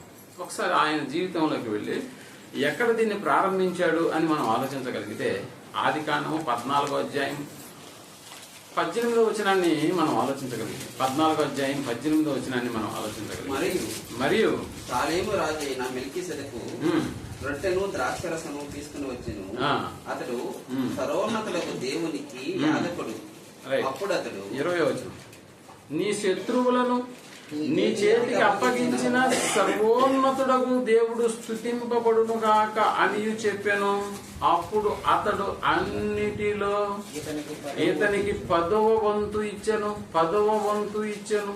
10వ వంతు ఇచ్చెను అంటే ఇక్కడ అబ్రహాం గారు ఆయన ప్రారంభించినటువంటి 10వ వంతు అంటే తనకు తానుగా అబ్రహాం ఇచ్చాడా? కొడుకునే కాదు, తనను కూడా ఇచ్చేయమంటే ఇచ్చేస్తాడా అబ్రహాము? కొడుకునే ఇవ్వడానికి ఇష్టపడినటువంటి అబ్రహాము తాను సంపాదించుకున్నటువంటి వాటిలో ముఖ్యంగా చెప్పాలంటే అంతా దేవునిదే, అయినా తాను సంపాదించుకుని ఇది నాది అని అనుకునేటటువంటి ఆ విషయంలో కూడా ఒక 10% దేవునికి ఇవ్వడం అనేది ఆఫ్టర్ సంగతే కాదు అబ్రహాంకి. ఆఫ్టర్ అనేది కొడుకుతో పోల్చుకుంటే తను సంపాదించుకున్నటువంటి యావదాస్తి కదా. ఈ యావదాస్తిని గురించి అబ్రహాం గారు మాట్లాడుతూ ఏమయ్యా నువ్వు అంటే తండ్రి దేవునితో మాట్లాడుతూ ప్రభువా నువ్వు ఎంత ఇచ్చిననేమి నాకు ఎవరు లేరు, సంతానం లేదు, నువ్వు ఎంత ఇచ్చినా కూడా దానికి ఆస్తికర్త ఎవడో తెలుసు? ఈ ఎలియాజరే, దమస్కు వాడైన ఎలియాజరే నా ఆస్తికి వారసుడు అవుతాడు అన్న పదం. ఇప్పుడు అలాంటి వారసుడే ఇవ్వడానికి ఇష్టపడినటువంటి అబ్రహాం దేవునికి 10% ఇవ్వడం అనేది ఆఫ్టర్ కదా, చాలా చిన్న సంగతి, చాలా చిన్న. ఎందుకంటే ఆ ఆస్తికి వారసుడైన అబ్రహాము ఇస్సాకుని ఇవ్వడానికే ఇష్టపడ్డాడు. ఇంకా ఎంత ఇష్టపడతాడంటే చెప్పు ప్రభా నన్ను నేను చంపేసుకోమంటావా, నన్ను నేను బలిగా ఇచ్చేసుకోమంటావా అని అన్నా కూడా నిజంగా ఆయన అలా చేసేసుకుంటాడు. అది అబ్రహాం అంటే. ఎందుకని అలా చేసుకుంటే అబ్రహాం అంటే ఏం లేదు, నువ్వంటే నాకు ప్రేమ ప్రభువా, నువ్వంటే నాకు ఇష్టం కాబట్టి నువ్వేది అడిగినా కూడా ఇవ్వడానికి తాను సిద్ధపడినటువంటి దాఖలాలు మనకు కనిపిస్తున్నాయి. ప్రేమటువంటి ఆ ప్రేమను దేవుని పట్ల కలిగి ఉన్నాడన్న సంగతి తాను ఇచ్చే దాంట్లో అది అర్థమవుతుంది. తాను ఏం తీసుకొచ్చి ఇస్తున్నాడు దేవుని సమ్ముఖంలో, దానిని బట్టి తను ఎంత ప్రేమను దేవుని పట్ల కలిగి ఉన్నాడు అన్న సంగతి మనకు అర్థమవుతుంది. ప్రేమటువంటి అలా ఇచ్చినటువంటి అబ్రహాముకు దేవుడు ఏమన్నా తక్కువ చేశాడా? పూర్తి అనుకుందాం. అలా ఇచ్చినటువంటి అబ్రహాముకు దేవుడు ఏమన్నా తక్కువ చేశాడా? ఒకసారి ఎంతగా దాన్ని హెచ్చించాడో ఒకసారి మనం 24వ అధ్యాయం మొదటి వచ్చిన అది ఆదికాండం 24. అబ్రహాము బహుకాలము గడిచిన వృద్ధుడై ఉండెను. అన్ని విషయములలోను యెహోవా అబ్రహామును ఆశీర్వదించెను. అన్ని విషయములలో దేవుడు అబ్రహాం ఏం చేశాడంట? ఆశీర్వదించను. ఇప్పుడు అబ్రహాం దేవునికి ఇచ్చింది ఎంత? అన్ని విషయాలు అబ్రహామును దేవుడు ఆశీర్వదించాడా? అన్ని విషయాలు ఆశీర్వదించాడు. ఇప్పుడు ఆశీర్వాదంతో తను పొందినటువంటి సమస్తాన్ని బట్టి ఇప్పుడు దేవునికి అబ్రహాం ఇచ్చింది ఎంత? 10%, 10వ వంతు. అంటే 10వ వంతు అబ్రహాంకి ఆఫ్టర్ ఆల్ దేవునికి ఇవ్వడంలో ఇంకా ఆయనకి ఎంతైనా ఇచ్చేయాలి అన్నట్టుగా ఉంది. దేవునికి ఎంతైనా అంటే ఏంటి? ఆ ఆస్తికి వారసుడైన ఇస్సాకును కూడా ఇచ్చేస్తాను, ఇంకా ఆ ఇస్సాకు పుట్టడానికి కారణమైన నేను అంటే అబ్రహామైన నేను కూడా ఆయన కోరితే నేను కూడా బలి చేసుకుంటాను. అంత ప్రేమ అండి దేవుడు అంటే. అవును, అంతగా కృతజ్ఞత చూపించినటువంటి వాడు. ఇక ఆయన సంతానంలో నుంచి వచ్చినటువంటి యాకోబు గారు, నిజంగా మనకు తెలుసు యాకోబు గారి యొక్క జీవితాన్ని కూడా మనం పరిశీలన చేసినప్పుడు ఆయన లాబాన్ దగ్గరికి వెళ్ళిపోతాడు, తన మామ దగ్గరకు. అక్కడ నిజంగా ఒక భార్యను అంటే ఆయన యొక్క కుమార్తెను సంపాదించుకోవడానికి భార్యను బాగా ప్రేమించాడు. ఎంతకాలం ఉన్నాడు అక్కడ యాకోబు భార్యను అంటే ఒక దాదాపుగా 20 సంవత్సరాలు ఉన్నాడు. అంతేనా? ఒక 20 సంవత్సరాలు ఉన్నాడు. నిజంగా ప్రియమైనటువంటి వాళ్ళరా 14 సంవత్సరాలు కొలువు చేశాడు. భార్య కోసం యాకోబు అనేకమైనటువంటి కార్యక్రమాల్లో తన మామను లాభాలను మెప్పించాడు. ఎక్కడో పొట్ట చేత పట్టుకుని వచ్చినటువంటి యాకోబు ఒంటరిగా ఆ ప్రదేశానికి వెళ్ళిన తర్వాత నిజంగా ఆ పోయేటప్పుడు కూడా అంటే తన అన్నను మోసం చేసి వెళ్తున్నాననేటువంటి ఆ బాధ, ఆ ప్రదేశానికి వెళ్ళేటప్పుడు ఆయన చేసినటువంటి ఒక ప్రార్థన మనం గమనించగలిగితే 28వ అధ్యాయం ఆదికాండం 20వ వచనంలో 28వ అధ్యాయం 20వ వచనం. అప్పుడు యాకోబు నేను తిరిగి నా తండ్రి ఇంటికి క్షేమముగా వచ్చునట్లు దేవుడు నాకు తోడయుండి నేను వెళ్ళుచున్న ఈ మార్గములో నన్ను కాపాడి తినుటకు ఆహారమును ధరించుకొనుటకు వస్త్రములను దయచేసిన ఎడల ఏ రెండు కావాలన్నాడండి? ఆహారము, అన్న వస్త్రములు కలిగిన వారమై మనము తృప్తి చెందిందుము. ఇది కొత్త నిబంధనలో మనకు కనిపిస్తున్నటువంటి ఒక ఆజ్ఞ. అన్న వస్త్రములు కలిగిన వారమై అన్న పదం ఉందా? ఇప్పుడు యాకోబు కూడా ఏం కోరుకుంటున్నాడు దేవుని పట్ల? అయ్యా, నేను వెళ్ళేటప్పుడు ఒంటరిగా వెళ్తున్నాను, కానీ నేను వెళ్ళే ఆ ప్రదేశంలో కూడా నేను ఎలా ఉండాలని కోరుకుంటున్నాను అని అంటే, ఇదిగో అన్నం ఉంటే చాలు, వస్త్రములు ఉంటే చాలు అనుకుంటున్నాడా? అవును, అన్న వస్త్రములు కలిగి ఉంటే చాలు. నిజంగా ప్రియమైనటువంటి వాళ్ళరా. ఆ తర్వాత చెప్తూ ఏమని చెప్తున్నాడు? నాకు దేవుడు ధరించుకున్న వస్త్రములను నాకు దయచేసిన ఎడల యెహోవా నాకు దేవుడై ఉండును. మరియు స్తంభముగా నేను నిలిపిన ఈ రాయి దేవుని మందిరం మగును. మరియు నీవు నాకు ఇచ్చు యావత్తులో 10వ వంతు నిశ్చయముగా నీకు చెల్లించదని 10వ వంతు నిశ్చయముగా నీకు చెల్లించును. ఇది కూడా అడిగాడా దేవుడు? యాకోబుని అడిగాడా? బాబు, నేను నీకు ఇస్తాను, నువ్వు మళ్ళా నాకు ఎంత ఇవ్వాలి? 10వ వంతు ఇవ్వాలి అని చెప్పాడా? లేదు ప్రియమైన, 10వ వంతు నాకు ఇవ్వాలని. అంటే కట్టు బట్టలతో నిజంగా ఆ ప్రాంతానికి వెళ్ళే లాభాన్ని ప్రాంతానికి మనం కూడా చూడండి. అప్పుడప్పుడు కొంతమందిని చూసినప్పుడు మీది ఏ ఊరండి అని అంటే, మాది ఈ ఊరు కాదండి, మేము ఎప్పుడు వచ్చామంటే ఒక 30 ఏళ్ల క్రితం కట్టుబాట్లతో ఈ ఊరు వచ్చేసాము అన్నప్పుడు నిజంగా అలా వచ్చినటువంటి వాళ్ళు ఒక యజమాని కింద పనిచేస్తూ ఇప్పుడు యజమాని ఆస్తి కంటే ఎక్కువగా సంపాదించుకున్న వాళ్ళు ఉన్నారా? ఉన్నారు. వాళ్ళు చూసినప్పుడల్లా ఈ యజమానికి ఎలా ఉంటుందో మీరు చెప్పండి. ఒరే, నా దగ్గరకు వచ్చి పొట్ట చేత్తో పట్టుకుని నా దగ్గరకు వచ్చి నా దగ్గర పనివాడిగా చేసి ఇప్పుడు నాకన్నా మించిన ఆస్తిపరుడు అయినాడంటే ఆ యజమానికి ఎలా ఉంటుంది ఆలోచించండి. అంటే యజమాను కంటే గొప్పవాడైనప్పుడు నిజంగా వాని మీద ఎంతటి అసూయ ద్వేషం కలుగుతుంది. ఇక్కడ యాకోబు పరిస్థితి కూడా అంతే. అంటే యజమాని కంటే లాభాను కంటే ఇక్కడ ఎక్కువ ఆస్తిని యాకోబు కలిగి ఉన్నాడా? ఎక్కువ ఆస్తిని. తను పోయేటప్పుడు తీసుకున్న నిర్ణయం ఏంటి? అన్న వస్త్రం ఉంటే చాలు అనుకున్నాడు. అన్న వస్త్రం నువ్వు దయచేస్తే చాలే అన్నాడు. కానీ దేవుడు అలా వదిలిపెట్టేశాడా? తాను ఇచ్చినటువంటి ఒక నిబంధన ఏంటంటే, నాకు ఎంత ప్రేమ ఉంది తండ్రి నీ మీద అని చెబుతూ నాకు కలిగిన యావదాస్తి మీద నీకు నేను ఎంత ఇస్తాను అన్నాడు? 10వ వంతు అన్నాడు. నిజంగా ప్రియమైనటువంటి వాళ్ళరా, ఆనాటి భక్తులను గురించి దేవుడు ఈరోజు మనం చదువుకునే విధంగా రాయించాడని అంటే నిజంగా వారి యొక్క ఆలోచనను మీరు బాగా గమనించగలిగితే, మాట తప్పేటటువంటి వాళ్ళ విషయంలో ఇలాంటి నిర్ణయాలు దేవుడు రాయలేదన్న సంగతి మనం జ్ఞాపకం ఉంచుకుంటే, కట్టు బట్టలతో వెళ్ళినటువంటి యాకోబు పరిస్థితి తిరిగి వచ్చేటప్పుడు ఎలా ఉందో ఒకసారి చూద్దాం. అదే 31వ అధ్యాయము ఆదికాండము 31వ అధ్యాయము 17వ వచనాన్ని మనం ఆలోచించగలిగితే, యాకోబు లేచి తన కుమారులను తన భార్యలను ఒంటెల మీద ఎక్కించి కనాను దేశమునకు తన తండ్రి అయిన ఇస్సాకు నొద్దకు వెళ్ళుటకు తన పశువులన్నిటిని తాను సంపాదించిన సంపద యావత్తును పద్దన రాములో సంపాదించిన ఆస్తి యావత్తును తీసుకొని పోయాను. తాను సంపాదించుకున్న యావదాస్తిని తీసుకుని పోయేదన్న పదం. ఇప్పుడు మీరు ఆలోచించండి, ఒకనాడు కట్టుబట్టలతో అన్నము వస్త్రం ఉంటే చాలన్నాడా? ఇప్పుడు రిటర్న్ వచ్చేటప్పుడు ఎన్ని ఉన్నాయి? అప్పుడప్పుడు మనం కూడా చెబుతుంటాం, నెల్లూరుకు వచ్చినప్పుడు ఒక చిన్న సైకిలు 4-5 వంట పాత్రలతో వచ్చానండి. ఈ రోజు నేను ఇక్కడ నుంచి ఖాళీ చేసి మళ్ళా మా ఊరికి పోవాలంటే కనీసం 3-4 లారీలు కావాలి. లారీలు దేనికి? సంపాదించుకున్న సంపాదన అంతా తీసుకెళ్లిపోవడానికి.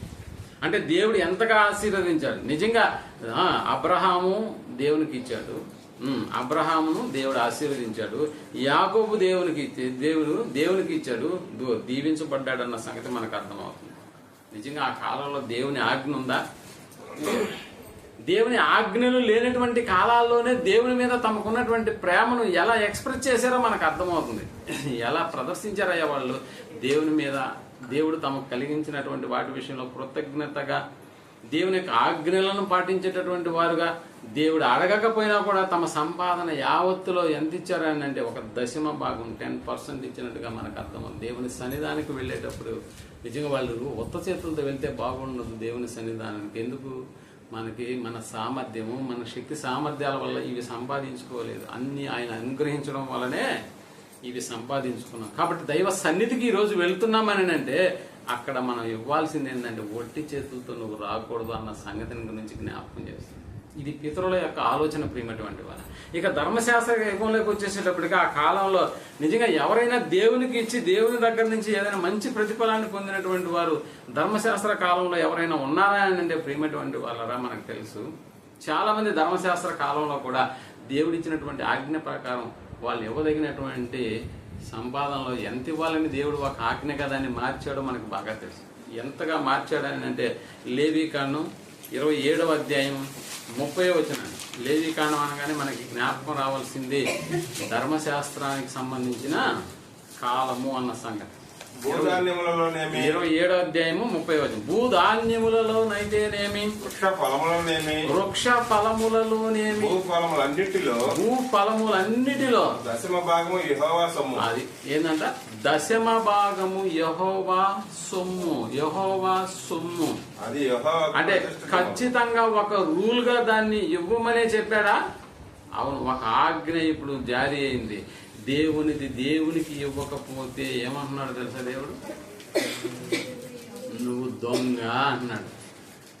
అందుకని ఏం చెప్తా? భూధాన్యములలోనేమి, ఫల వృక్షములలోనేమి, భూ ఫలములన్నిటిలో దశమ భాగము యెహోవా సొమ్ము. అది యెహోవాకు ప్రతిష్ఠితమగును, ప్రతిష్ఠితమగును, ప్రతిష్ఠితమగును. అది ఎవరిదేనంటే దేవునిది ప్రియమైనటువంటి వాళ్ళరా, దేవునిది. నిజంగా వారి సొమ్ము వారు అనుభవించడం మాత్రమే కాక దేవునికి ఇవ్వకుండా కూడా దేవుని సొమ్మును కూడా ఏం చేస్తున్నారు? కొంతమంది అనుభవించేస్తున్నారు. నిజంగా మనం ఆలోచించగలిగితే అసలు దేవునికి ఎలా ఇవ్వాలంటే ఇది కదా. ఒకనాడు అబ్రహాం అంటే మెల్కీసెదెకుకి ఇచ్చాడన్న సంగతి అర్థమవుతుంది. మరొక నాడు యాకోబు అని అంటే ఎవరికి ఇచ్చుంటాడు దేవునికి దశమ భాగం అన్నిటి అని అన్నాడు. అంటే వాళ్ళు ఎక్కడైతే బలిపీఠాలు కట్టారో ఆ బలిపీఠాలకు సంబంధించినటువంటి ఒక యాజకులను ఏర్పాటు చేసుకుని ఇదిగో ఆ బలిపీఠానికి సంబంధించి మిగిలినటువంటి ఇంకేదైనా ఖర్చులు ఉంటాయేమో అన్న సంగతిని గురించి అక్కడ ఏర్పాటు చేయబడినటువంటి మనుషులకు వాళ్ళు ఇస్తూ వచ్చారన్న సంగతి మనం అర్థం చేసుకోవాలి. సో ఇప్పుడు మోషే గారి కాలంలో ధర్మశాస్త్ర యుగం ప్రారంభమైన తర్వాత దశమ భాగం అనేటటువంటిది ఒక ఆజ్ఞగా రూపొందించాడు. కాబట్టి దేవునికి ఎలా ఇవ్వాలి? ఇప్పుడు ప్రతి మనుష్యుడు ధర్మశాస్త్రం ప్రకారం ఆజ్ఞగా ఇవ్వబడిన 10% ఎలా ఇవ్వాలి? దేవుడు డైరెక్ట్గా వచ్చి దండుకోడు అన్న సంగతి మనకు తెలుసు. అలాగని చెప్పి దేవుడు లేడు కదా అని చెప్పి నువ్వు ఇవ్వకుండా ఉండడానికి వీలేదన్న సంగతి కూడా తెలుసు. కాబట్టి ఎలా ఇవ్వాలి? ఏ కాలంలోనైనా కూడా దేవునికి ఇవ్వడం అనేటటువంటిది అది ఆయన మందిర అవసరాల నిమిత్తం ఇవ్వాలి. ధర్మశాస్త్ర కాలంలో యాజకులను దేవుడు ఏర్పాటు చేసినట్టు ఇదిగో వారి పని నిమిత్తము ఖచ్చితంగా నువ్వు ఇవ్వాలి అని అంటే దేవునికి సంబంధించినటువంటి కార్యక్రమాలు ఎక్కడ జరుగుతాయో అక్కడ నీ సంపాదన, నీ బాహుబలం, నీ సామర్థ్యం వల్ల సంపాదించుకున్నది కాదు అన్న సంగతి నీకు అర్థమైనప్పుడు అందులో దేవునికి ఇవ్వవలసినటువంటి భాగం. అందుకని దేవుని సన్నిధానమునకు వట్టి చేతులతో రాకూడదు. ఆ మధ్య మేము ఒక పెళ్లికి వెళ్ళాం, గురువారం అనుకుంటాం. కొన్ని వట్టి చేతులతో ఏమైనా వెళ్ళామా? లేదు. వట్టి చేతులతో ఏ శుభకార్యానికి మీరు గమనించినప్పుడు అక్కడ వచ్చేటటువంటి మనుషుల చేతుల్లో ఏముంటుంది అని అంటే ఏదో ఒక కానుక అనేటటువంటిది వాళ్ళ చేతుల్లో ఉండి తీరుతుంది. అలా లేదు అని ఒకవేళ అనుకుంటే ఆ వచ్చినటువంటి వాళ్ళు ఏం చేస్తారు? ఒక కవర్లో తమ పేరు రాసి తమకున్నటువంటి ఇవ్వదలుచుకున్నటువంటి పైకాన్ని ఆ కవర్ ఎత్తి ఆ పెళ్లికూతురు పెళ్లికొడుకు చేతిలో పెట్టేసి వెళ్ళిపోతూ ఉంటారు. ఇంతకుముందు అయితే ఒక పెళ్లికొడుకు సంబంధించిన వాళ్ళు పేర్లు రాసుకునేవాళ్ళు, ఎంత చదివిస్తున్నావు అనేటటువంటి. అంటే అఫ్కోర్స్ ఇప్పుడు కూడా చాలా పెళ్లిళ్ళు అలా జరుగుతున్నాయి అనుకోండి. బట్ నేను ఏం చెప్తున్నానంటే ఏదైనా ఒక శుభకార్యానికి నువ్వు వెళ్ళేటప్పుడు వట్టి చేతులతో వెళ్ళకూడదు. మరి దేవుని సముఖంలోకి వచ్చేసేటప్పుడు ఎలా వస్తున్నావు? సార్ నీకు అర్థమవుతుందా? అందుకనే దేవుని యొక్క దీవెన మనకు కావాలని అంటే మనం ఒట్టి చేతులతో ఎక్కడికి రాకూడదు, దేవుని సముఖంలోకి, దేవుని సన్నిధానంలోకి రాకూడదు అన్న సంగతి. ఒకప్పుడు పితరులు అలా చేశారు, నియమాలు ఆజ్ఞలు లేనప్పుడు. మరి ధర్మశాస్త్ర కాలంలో ఆజ్ఞలు ఉన్నాయి కదా, మరి ఆజ్ఞలు ఉన్నప్పుడు ఎలా చేస్తున్నారండి అంటే ఇదిగో దేవుని సముఖంలోకి తీసుకొచ్చి ఇచ్చేస్తున్నారన్న సంగతి అర్థం. మరి దేవునికి ఎలా ఇవ్వాలయ్యా అని అంటే ఇదిగో సమాజ మందిరాలు అని ఈనాడు మనం అర్థం చేసుకుంటే, ఈనాడు మనకు ఉన్నటువంటిది యేసు ప్రభువును శిరస్సుగా కలిగినటువంటి స్థానిక సంఘాలనే సంగతి మనకు బాగా తెలుసు. మరి ఇక్కడికి వచ్చి ఇచ్చేయాలా దేవునికి అని అంటే అవును, ఇక్కడికి వచ్చి ఇచ్చేయాల్సినటువంటి పరిస్థితి ఏర్పడుతుంది. అందుకనే సువార్థికుని యొక్క ఆ పోషణకు కావచ్చు, సంఘంలో ఉన్నటువంటి రోగుల కొరకు కావచ్చు, బలహీనుల కొరకు కావచ్చు, పేదల కొరకు కావచ్చు, వారి కొరకు ఏం చేయాలంటే ఇవ్వబడినటువంటి ధనాన్ని మనం ఏం చేస్తున్నామని అంటే వాడుతున్నామన్న సంగతి మనకు అర్థమవుతుంది. అయితే ప్రియమైనటువంటి వాళ్ళరా, ఇక్కడ ఖర్చు అనేటటువంటిది చేయవలసినటువంటి కార్యక్రమం సంఘము అన్న సంగతి మనం అర్థం చేసుకోవాలి. దేవునికి ఇక్కడ ఇచ్చేటటువంటి ప్రతి భాగం, ప్రతి పైసా కూడా నన్ను దృష్టిలో పెట్టుకొని ఒకవేళ మీరు ఎవరన్నా ఇస్తుంటే ఆ పని మానేసేయండి. నన్ను అంటే వ్యక్తిని దృష్టిలో పెట్టుకొని ఈ కార్యక్రమం చేస్తే వ్యక్తిగతంగా నేను మీకు ఎలాంటి ఫలితాన్ని నేను ఇవ్వలేను. కానీ ఎవరిని దృష్టిలో పెట్టుకొని ఇస్తున్నాం? ఇక్కడ దేవుణ్ణి దృష్టిలో పెట్టుకొని ఇస్తున్నాం అన్న సంగతి మనకు బాగా తెలుసుకోవాలి. కాబట్టి ధర్మశాస్త్ర కాలాన్ని మనం ఆలోచన చేసినప్పుడు దేవుడు మనకు కనిపిస్తాడు. ఆ కాలంలో, ధర్మశాస్త్ర కాలంలో దేవుడు దావీదు మనకు కనిపిస్తాడు. ప్రేమటువంటి వారు అంటే నిజంగా దావీదు దేవునికి ఇవ్వడం అనేటటువంటి ఆ యొక్క అంశంలోకి దావీదు జీవితాన్ని మనం తీసుకెళ్లి ఫోకస్ చేసినప్పుడు దేవునికి ఎంత ఇచ్చాడు, ఎలా ఇచ్చాడని మనం మాట్లాడుకుంటే అసలు దేవునికి ఎందుకు ఇవ్వాలి నేనని దావీదు ఎప్పుడన్నా ఆలోచించాడంటే ఆలోచించి ఎలాంటి నిర్ణయం తీసుకున్నాడు. ఎలాంటి నిర్ణయం తీసుకున్నాడు, ఏమని ఆలోచించాడు దావీదు అని అంటే ఎక్కడో అడవిలో ఏం మేపుకునే గొర్రెలు మేపుకునేటటువంటి నన్ను తీసుకెళ్లి ఒక అంతఃపురంలో ఉంచాడే. దేవుని మందసం ఏమో ఎక్కడ ఉంటుంది ఇప్పుడు? గుడారాల్లో. ఎక్కడ అడవిలో గొర్రెలు కాసుకునే వాడిని నన్ను తీసుకొచ్చి ఎక్కడ పెట్టాడు? ఇప్పుడు అంతఃపురంలో పెట్టాడా? చెయ్యి అసలు ఇది వినడానికే బాగలేదన్నాడు. వినడానికే బాగలేదన్నప్పుడు దేవుని మందసం ఏమో గుడారాల్లో ఉంది, నేనేమో మనిషిని నన్ను తీసుకొచ్చి అంతఃపురంలో పెట్టాడు. ఇలా ఉండకూడదు. సో ఇప్పుడు దేవుని పట్ల ఏదాన్ని కనపరుస్తున్నాడు అని అంటే ప్రేమను కనపరుస్తున్నాడు. ప్రేమటువంటి వాళ్ళు ఎంతటి కృతజ్ఞత! మనిషి పట్ల దేవుడు చేసినటువంటి పనికి మనిషి చేసేటటువంటి కృతజ్ఞత ఎలా ఉంటుందని చూపించడానికే దావీదు ఎలాంటి నిర్ణయం తీసుకున్నాడో మనకు తెలుసు. నిజంగా దావీదు కృతజ్ఞత చెల్లించడానికి దేవుని పట్ల మాత్రమే కాదు, మనిషి చేసినటువంటి సహాయానికి కూడా దావీదు కృతజ్ఞతలు చెల్లించేటటువంటి వాడుగా ఉన్నాడన్న సంగతి మెఫీబోషెతు వాని యొక్క జీవితంలో జరిగినటువంటి సంగతి మనకు బాగా తెలుసు. అంటే దావీదు మనిషి చేసిన ఉపకారాన్ని మర్చిపోడు. అలాగని చెప్పి దేవుడు చేసిన ఉపకారాన్ని మర్చిపోతాడా? లేదు.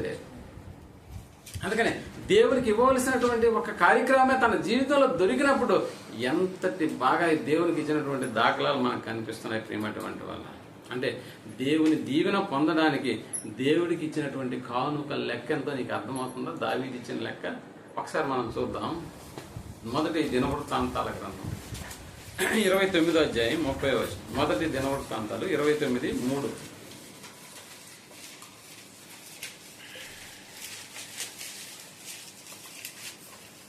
దేవుని దీవెన పొందడానికి ఆయన ఇచ్చినటువంటి కానుక విలువ ప్రేమటువంటి వాళ్ళరా. మొదటి దినవృత్తాంతాలు 29:3 రైట్. మరియు నా దేవుని మందిరము మీద నాకు కలిగి ఉన్న మక్కువ అన్నాడు. నా దేవుని మందిరం మీద నాకు కలిగి ఉన్న మక్కువ చేత నేను ఆ ప్రతిష్ఠితమైన మందిరము నిమిత్తము సంపాదించి ఉన్న వస్తువులు కాక అంటే ఆ మందిరానికి అవసరమైనటువంటి వస్తువులు కాక నా సొంతమైన బంగారమును అదిగో నా సొంతమైన బంగారు అంటే సంపాదించింది వేరే. అంటే దేవుని మందిరం కోసం సంపాదించిందంటే ఎవరి దగ్గర అడిగి తీసుకున్నాడు? చాలా మంది దగ్గర. ఆ మందిరంలో కావాల్సిన పనికి 2వ వచనంలో బంగారు పనికి బంగారమును, వెండి పనికి వెండి, ఎత్తడి పనికి ఎత్తడి, ఇనుము పనికి ఇనుమును, కర్ర పనికి కర్ర, గోమేదపు రాళ్ళు, చక్కరాళ్ళు, వింతైన వర్ణములు గల 10 వినుము రాళ్ళను, వెలగల నాణ్య రత్నములను, చలువురాయి విశేషముగా సంపాదించాడు. అది వేరే. దేవాలయం కడుతున్నామంటే ఎవరైనా డబ్బులు ఇస్తారా? ఖచ్చితంగా ఇస్తారు. కానీ తన సొంత దాన్ని పెట్టడు ఎవడు, తన సొంత దాన్ని పెట్టడు. మీరు అప్పుడప్పుడు బయట దేవాలయాలు కడుతున్న వాళ్ళు రసీదు బుక్లు ఎత్తుకొని తిరుగుతూ ఉంటారు, తెలుసా మీకు? దేనికే అంటే మేము ఒక మందిరాన్ని కడుతున్నామండి, దానికి చందా కోసం వచ్చామని. నీకున్న దాన్ని నమ్మి చందా కట్టకూడదా మందిరం? నాకున్నది కదిలీయకూడదు, మీకు కూడా దాంట్లో భాగం రావాలని మేము ఇలా తీసుకొచ్చామంట. కానీ దావీదు అలా చేయలేదు ప్రేమటువంటి, ఎంతో సంపాదించాడు. అదే చెప్తున్నాడు, మరియు నా దేవుని మందిరం మీద నాకు కలిగి ఉన్న మక్కువ చేత నేను ఆ ప్రతిష్ఠితమైన మందిరము నిమిత్తము సంపాదించిన వస్తువులు కాక నా సొంతమైన బంగారమును వెండిని నా దేవుని మందిరము నిమిత్తము నేను ఇచ్చేదను.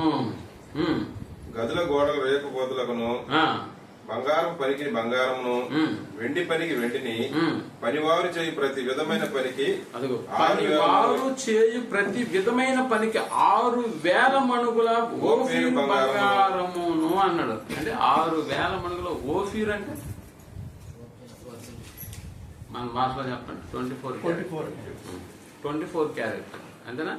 24 క్యారెట్ కొనేటప్పుడు బంగారం అంటారు సార్. ఇప్పుడు మీరు ఎంత రేట్ అయితే పెట్టి కొంటారో మళ్ళీ అమ్మేటప్పుడు కూడా అదే రేట్ వస్తుంది. ఏది 24 క్యారెట్ బంగారానికి.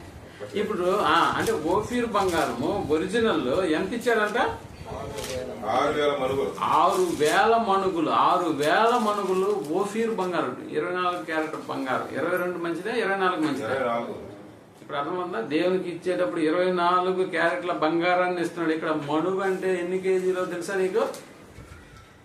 ఒక మణుగు ఈక్వల్ టు 10 కేజీస్ ప్రీమేటువంటి వారు. 10 కేజీలు ఒక మణుగు. 10 కేజీలు ఇంటూ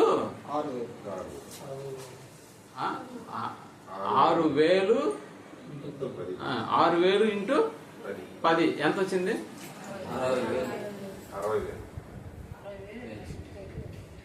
6 లక్షల కేజీలు.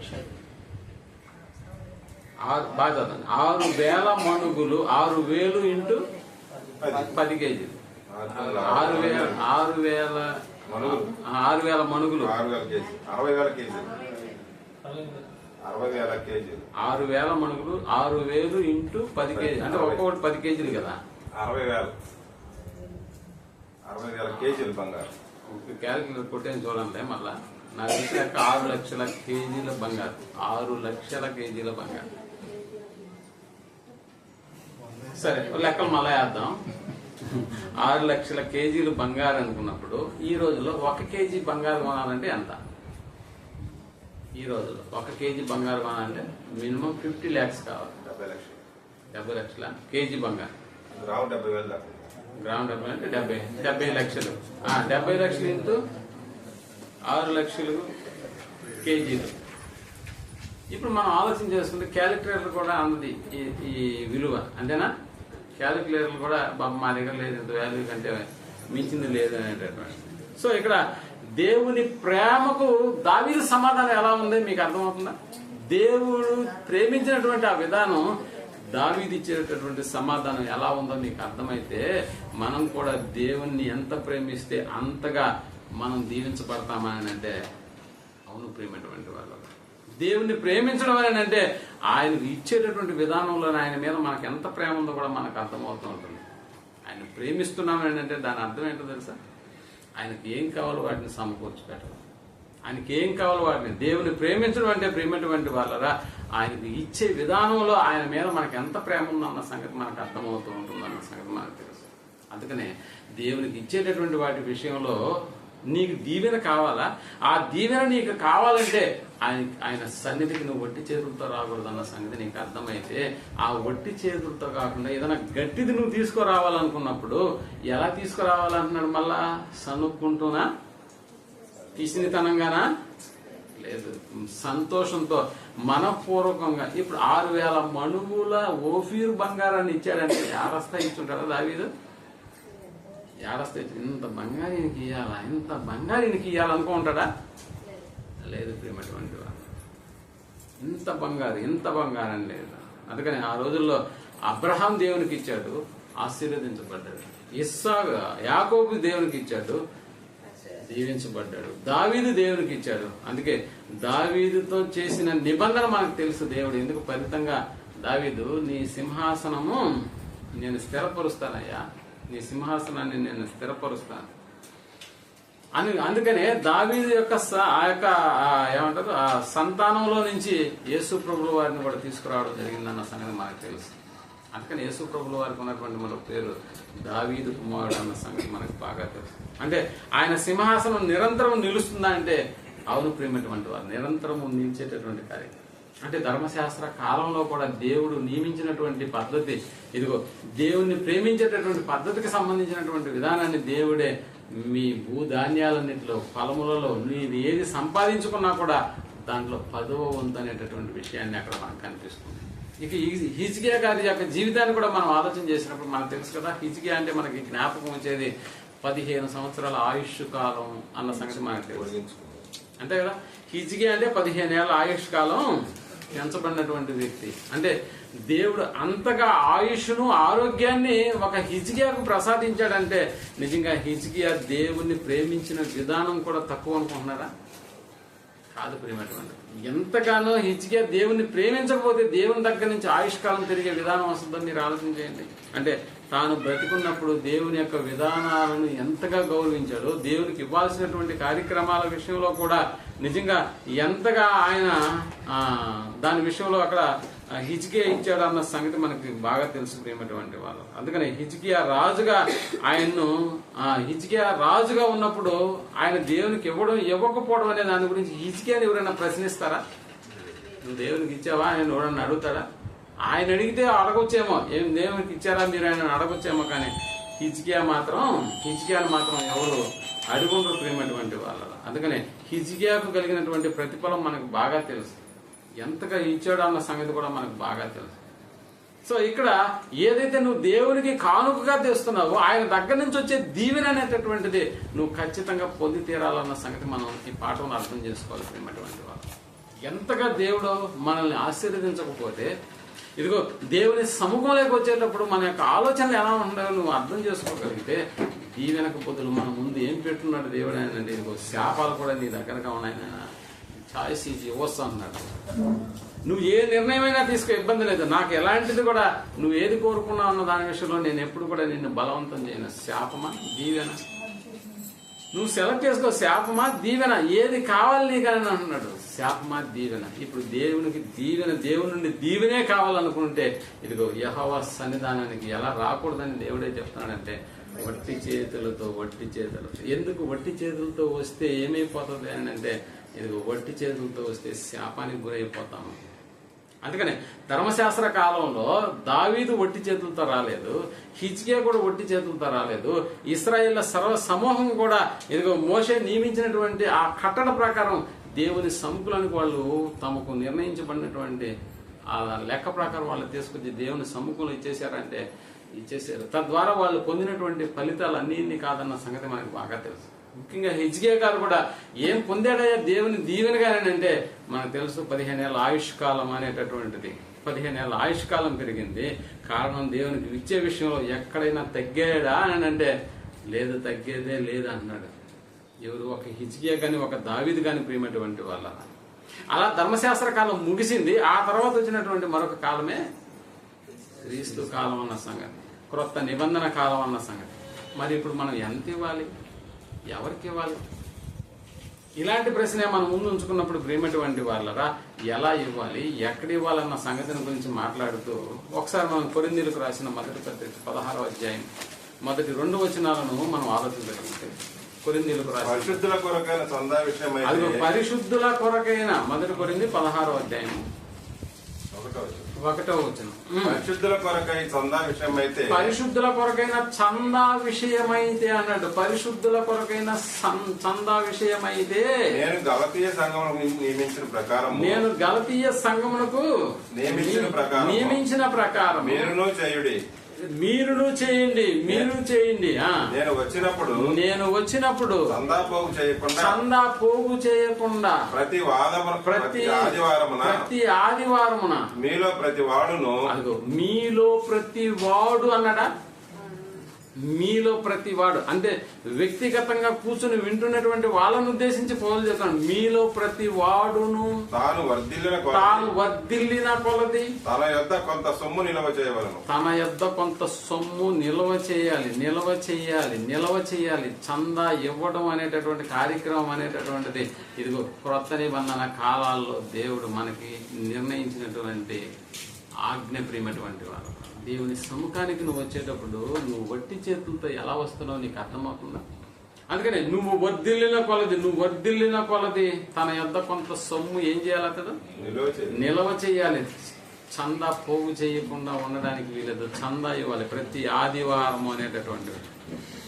అందుకనే మనకు తెలుసు, మనం చదువుకున్నటువంటి లేఖన భాగం అపోస్తుల కార్యం 20వ అధ్యాయం 35వ వచనాన్ని కూడా మనం ఆలోచించగలిగితే, అపోస్తుల కార్యం 20వ అధ్యాయం 35వ వచనాన్ని, మీరు ఇలాగు ప్రయాసపడి బలహీనులను సంరక్షింపవలెననియు పుచ్చుకొనుట కంటే ఇచ్చుట ధన్యము అన్నడా? పుచ్చుకోవడం కంటే ఇచ్చుట ధన్యము. ధన్యకరమైనటువంటి వార్తలు మనం విన్నాం, వాక్యాలు మనం విన్నాం, ఎన్నో ధన్యకరమైనటువంటి వాక్యాలు విన్నామా? ధన్యులు ఎవరు అనేటటువంటి విషయం, ఆత్మ విషయమై దీనులైన వారు ధన్యులు. అంటే ధన్యాలకు సంబంధించి దాదాపు 1 సంవత్సరం నుంచి మనం పాఠాలు వింటున్నాం. కానీ ఇక్కడ అదే కోవలో మరొక ధన్యత మనకు కనిపిస్తుంది. ఏంటి ఆ ధన్యత అని అంటే, పుచ్చుకొనుట కంటే ఇచ్చుట ధన్యము అని ప్రభు అయిన యేసు చెప్పిన మాటలు జ్ఞాపకము చేసుకొనవలెననియు అన్ని విషయములలో మీకు మాదిరి చూపాను నేను అన్నాడు. ఎవరు? పౌలు గారు చెప్తూ. ఎలా మాదిరి చూపాడు పౌలు గారు? వాళ్ళ జీవితం వాళ్ళకి ఎలా మాదిరి చూపించాడు అని అంటే, ఇదిగో 34వ వచనంలో, నా అవసరముల నిమిత్తము వెండినైనను 33 వెండి ఎవని వెండినైనను బంగారమునైనను వస్త్రములనైనను నేను ఆశింపలేదు. నా అవసరముల నిమిత్తము నాతో ఉన్నవారి నిమిత్తము ఈ నా చేతులు కష్టపడినవని మీకే తెలియను. కాబట్టి నేనేం చేస్తున్నాను మీకు అర్థమవుతుంది, మీకు మాదిరికరంగా ఉన్నాను అన్నాడు. ఎలా? పుచ్చుకునుట కంటే ఇచ్చుట ధన్యం అనేటటువంటిగా. ఇప్పుడు పుచ్చుకునే స్థానంలో ఉంటామా, ఇచ్చే స్థానంలో ఉంటామా? పుచ్చుకునే స్థానంలో ఉంటే ఏమైపోతుంది? ఇచ్చే స్థానంలో ఉంటే ఎలా ఉంటది? పుచ్చుకునే స్థానంలో ఉంటే ధన్యత పోతుంది, ఇచ్చే స్థానంలో ఉంటే ధన్యుడిగా ఉంటావు. నీవు ధన్యుడవు, నీ లోకిట నీ భార్య ఫలించు ద్రాక్షావళి వలె ఉండును అన్న పదాలు ఇవన్నీ కూడా మనకు వర్తించాలంటే, ధన్యత అనేటటువంటిది మన జీవితంలో మనం కలిగి ఉండాలంటే నువ్వు పుచ్చుకునేవాడిగా ఉండకూడదు. ఎలా ఉండాలి? ఇచ్చేవాడిగా ఉండాలి. అందుకనే ఎలా ఇవ్వాలి, ఎవరికి ఇవ్వాలి? అందుకని పరిశుద్ధుల కొరకైన చందా విషయము అన్నాడు. చందా మనం ఎప్పుడు పడతాం? పబ్లిక్ మీటింగ్లో ఎప్పుడన్నా పట్టామా? అర్థమవుతుందా ఇప్పుడు? అంటే మనం ఇవ్వవలసినటువంటి చందా అనేటటువంటి దేవుని సముఖంలోకి నువ్వు వచ్చేటప్పుడు వట్టి చేతులతో ఇంటి దగ్గరే నువ్వు ఏం చేయాలని అంటే, జేబులో డబ్బులే లేకుండా పెట్టుకోకపోతే సరిపోతుంది అక్కడ, అంతేనా? ఇలా రావాలా? కాదు ప్రేమటువంటి దేవుని సముఖంలోకి వస్తున్న నువ్వు దేవుడు నిన్ను ఎంతగా దీవించాడు అన్న సంగతిని ఒకసారి జ్ఞాపకం పెట్టుకో. ఒక 10 ఏళ్ల క్రితం నీ ఫోటో చూసుకో, 10 ఏళ్ల తర్వాత ఇప్పుడు నీ ఫోటో చూసుకో. ఎలా ఉంటుందో ఒకసారి ఆలోచన చేయి. అప్పుడున్న మన స్థితి, ఇప్పుడున్న మన పరిస్థితి ఏంటో ఒకసారి నువ్వు ఆలోచన చేయి. ఈ ఆలోచనలో నీకు మెదిలేది నీకు న్యాయమే అనిపిస్తే, నువ్వు వర్ధిల్లేవన్న సంగతి నీకు అర్థమైతే, నువ్వు వర్ధిల్లను కొలది చందా తీసుకుని రావాలన్న సంగతి నువ్వు మర్చిపోవద్దు. ఒకటి, మనం చేస్తున్న పని విషయంలో మనం సంపాదించుకున్న జీతాన్ని మనం అనుభవిస్తున్నాము. అంత మాత్రమే కాదు, దేవునికి ఇవ్వడం కూడా ఆపేసి దాన్ని కూడా మనం ఏం చేస్తున్నాం? అనుభవించేస్తున్నాం. అందుకని దేవుడు మీరు దొంగలను దోచుకుని వారై ఉన్నారన్న పదం. ఒకసారి కొరింథీయులకు రాసిన 2వ పత్రిక 9వ అధ్యాయం, 2వ కొరింథీయులకు రాసిన పత్రిక 9వ అధ్యాయం 5వ వచనాన్ని మనం ఆలోచించగలిగితే, కావున లోగడా ఇచ్చేదమని మీరు చెప్పిన ధర్మము లోగడ ఇచ్చేదమని మీరు చెప్పిన ధర్మము పిసినితనముగా ఇయ్యక ధారాళముగా ఇయ్యవలనని చెప్పి సహోదరులు మీ యొద్దకు ముందుగా వచ్చి దానిని జమ చేయుటకై వారిని హెచ్చరించుట అవసరమని తలంచి తిని మీరు ముందుగా ఇవ్వాలని అనుకున్నారా? అవును, మీరు ముందుగా చెప్పారు ఇస్తామని. లోగడ ఇచ్చేదమని మీరు చెప్పిన ధర్మము పిసినితనముగా ఇయ్యక ధారాళముగా ఇవ్వాలని చెప్పి సహోదరులు మీ యొద్దకు ముందుగా వచ్చి దాన్ని జమ చేయుటకై వారిని హెచ్చరించుట అవసరమని తలంచిదని. కొంచెముగా విత్తువాడు అంతే కదా, కొంచెముగా విత్తువాడు ఎలా చేస్తాడంట? కొంచెముగా పంట కోస్తాడు, సమృద్ధిగా విత్తువాడు సమృద్ధిగా పంట కోయను అని ఈ విషయమే చెప్పవచ్చును. అదనమాట అసలు పాయింట్ ఇది. నువ్వు ఎంతైతే నువ్వు దేవుని సముఖులైనకి తీసుకొస్తున్నావో నీ వర్ధిల్లిన కొలదనేటటువంటి సనుగు కొనకయు బలవంతముగా కాకయు ప్రతి వాడును తన హృదయములో నిశ్చయించుకున్న ప్రకారం ఇయ్యవలెను. ఇది ఆజ్ఞ కాదా? ఆజ్ఞ అయితే ఏం చేయాలి? ఖచ్చితంగా పాటించాలి. నీకు ఇష్టం ఉన్నా లేకపోయినా పాటించాలి. సనుగు కొనక బలవంతముగా కాక ప్రతి వాడును తన హృదయంలో నిశ్చయించుకున్న ప్రకారం ఇయ్యవలను. దేవుడు ఉత్సాహముగా ఇచ్చు వారిని ప్రేమించును. ఉత్సాహముగా ఇచ్చు వారిని ప్రేమించును. హృదయంలో నిశ్చయించుకున్న ఉత్సాహంగా ఇచ్చేవాడిని ప్రేమించు. అప్పుడప్పుడు మనం కూడా రెస్టారెంట్కి వెళ్తాం కదా. రెస్టారెంట్కి వెళ్తాము, షాపింగ్ మాల్కి వెళ్తాము, హోటల్స్కి వెళ్తాము. వెళ్ళేటప్పుడు మనం ఎలా ఉంటాము? నీరసంగా అలా ఉంటామా? ఒక రెస్టారెంట్కి వెళ్ళేటప్పుడు అందరూ అలా జాలంగా ఎలా పోతామంటే జోకులు వేసుకుంటూ నువ్వు చెప్పు ఏం కావాలి అంటేనా? నువ్వు చెప్పు నీకేం కావాలి, నువ్వు చెప్పు అంటే ఎంత ఉత్సాహం ఆలోచన చేయండి. నువ్వు చెప్పు అని అందరూ చెప్పేస్తారు. ఇప్పుడు బిల్లు కట్టేటప్పుడు ఏడస్తా సొనుకుంటా అమ్మో ఎంతో తినేసినారు వీళ్ళ అని అనుకుంటా బిల్లు కట్టేవాడు. అలా ఇస్తాడా? లేదు ప్రేమటువంటి వారు. ఎలా ఇస్తారు? ఏం తక్కువ తిన్నారు, తక్కువ బిల్లు వేసినారా అని బాధపడతాం అంతే కదా. ఎవరన్నా మీకు పార్టీ ఇచ్చేటప్పుడు చూడండి ఎలా ఉంటుందో ఫీలింగ్ ఎలా ఉంటుంది. పార్టీ ఇచ్చేటప్పుడు ఎంతమంది వచ్చారు, ఎంత తిన్నారా అని అంటాడా అండి? అలా అంటే ఎవరో నేను మమ్మల్ని పార్టీకి తీసుకురామన్నా అంటానా లేదా? కొద్దిగా తినండి, ఏదో పార్టీ పొరపాటున వేసిన అనడం ప్రేమటువంటి వాళ్ళు. షాపింగ్ విషయం నీకేం కావాలో కొనుక్కోమ్మా అంటాడా? బిల్లు వేసిన తర్వాత ఏమ్మా తక్కువ కొని ఇంతేనా మరి దేవుని దగ్గరకు వచ్చేసేటప్పటికి ఇక్కడ సనుగులు ఉంటాయి. బలవంతంగా అనేటటువంటి కార్యక్రమం హృదయంలో ఇక్కడ నిచ్చుకోకుండా జేబులో అటు ఇటు తట్టుకుంటాడు. జేబులో ఎంత ఉంటే అంత. నిజంగా ప్రేమటువంటి వాళ్ళ ఒక రెస్టారెంట్కి వెళ్ళేటప్పుడు ఎంత ఆనందంగా ఉంటావు, ఒక షాపింగ్ మాల్కి వెళ్ళేటప్పుడు ఎంత ఆనందంగా ఎంత ఉత్సాహంగా ఉంటావో ఇదిగో బిల్లు కూడా అంతే ఉత్సాహంగా నువ్వు కడతావు కదా. దేవుని సముఖం దానికన్నా విలువైనటువంటిది ప్రేమటువంటి.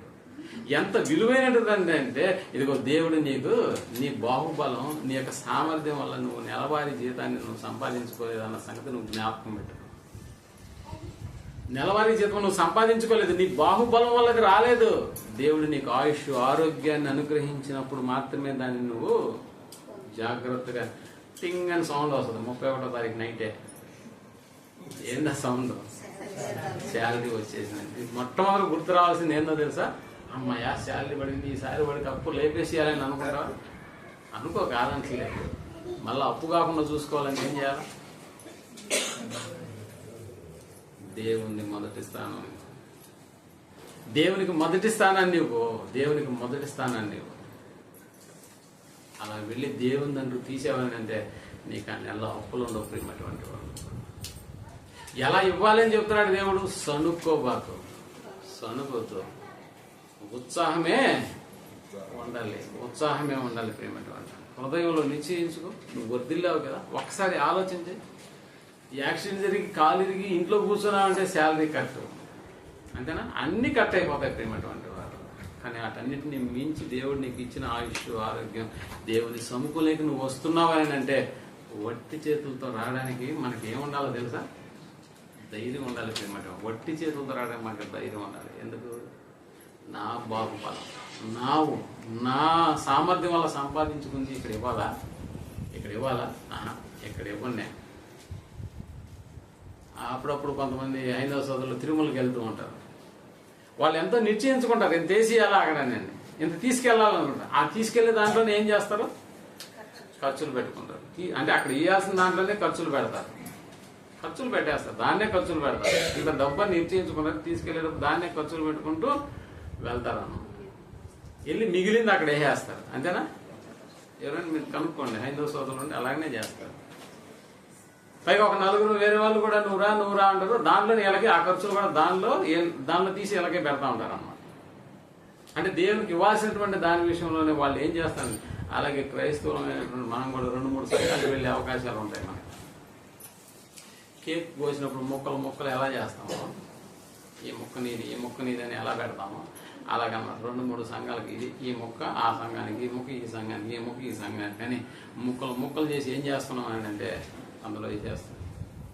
అలా కాదు ప్రియమైనటువంటి మీరు బాగా ఆలోచించండి. ఒక్క నెల దేవునికి ఇచ్చి చూడండి, మీ ఆర్థిక స్థితి అనేటటువంటిది ఎలా మారబోతుందో అన్న సంగతి నువ్వే ఒక ఉదాహరణగా ఉండాలి. నువ్వే ఒక మాదిరిగా మరొక జీవితానికి ఉండాలన్న సంగతి నువ్వు జ్ఞాపకం చేసుకో ఒకసారి. దేవునికి ఇచ్చి నష్టపోయినాననేటటువంటి వాళ్ళు ఎవరైనా ఉంటే చేతులెత్తండి, భయం లేకుండా చేతులెత్తండి. నేను దేవునికి ఇచ్చి అప్పులు పాలయ్యానండి అనే వాళ్ళు ఎవరైనా ఉన్నాము? దేవునికి ఇచ్చి అప్పులు పాలైన వాళ్ళు ఎవరైనా ఉన్నారా? దేవునికి ఇచ్చి సంపాదించుకున్న వాళ్ళే ఎక్కువ మంది ఉన్నారే తప్ప ఆ ఎక్కువ మంది జాబితాలో మనం ఎందుకు ఉండకూడదు? ఇవ్వడం ఆపేయడం వల్ల ఏమైపోతుంది అంటే ఆయుష్కాలం తగ్గిపోతుంది, ఆరోగ్యం కుసించిపోతుంది, ఉన్న డబ్బు కాస్త వేస్ట్ అయిపోతుంది. అలా వద్దు. దేవుని నుండి మనకి దీవెన కావాలని అంటే దేవుని సముఖంలో నీ కానుక నువ్వు వర్ధిల్లిన కొలది ఉండాలి. వర్ధిల్లిన కొలది ఉత్సాహంతో సనుకొనక బలవంతంగా కాక తాను ఎత్తుకొచ్చి అక్కడ ఇచ్చేసేయాలి. ఏమంటే ఇచ్చిన తర్వాత లెక్కలు ఏమన్నా అడగమన్నాడా దేవుడు? అది కూడా మాట్లాడుకున్నాం. కానీ ఇక్కడ మనం లెక్కలు రాసుకుంటాం. దేవుడు అడగట్లేదు, నువ్వు ఇవ్వడం వరకే నీ బాధ్యత అన్నాడు.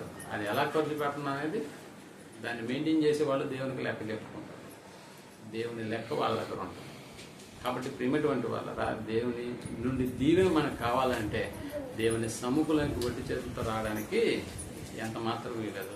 నేను చిన్నప్పుడు ఒక స్థానిక సంఘానికి వెళ్ళేవాళ్ళని. దేవుని సముఖంకి వెళ్ళేటప్పుడు వాళ్ళు ఏం చేస్తారు తెలుసా? బియ్యము, సొరకాయ, కోడిగుడ్డు, కొంతమంది కోళ్ళు, యాడికాయనంటే ఇవన్నమాట. ఫంక్షన్కి వెళ్ళేటప్పుడు ఎలా మనం గిఫ్ట్ బాక్సులు ఎత్తుకెళ్తామో అలా దేవుని మందిరానికి ఆదివారం వచ్చేటప్పుడు అన్ని తీసుకొచ్చేవాళ్ళు, అన్ని ఇక్కడ పెట్టేసేవాళ్ళు. పులి పెట్టిన చర్చ అయిపోయిన తర్వాత ఏం జరుగుతుంది?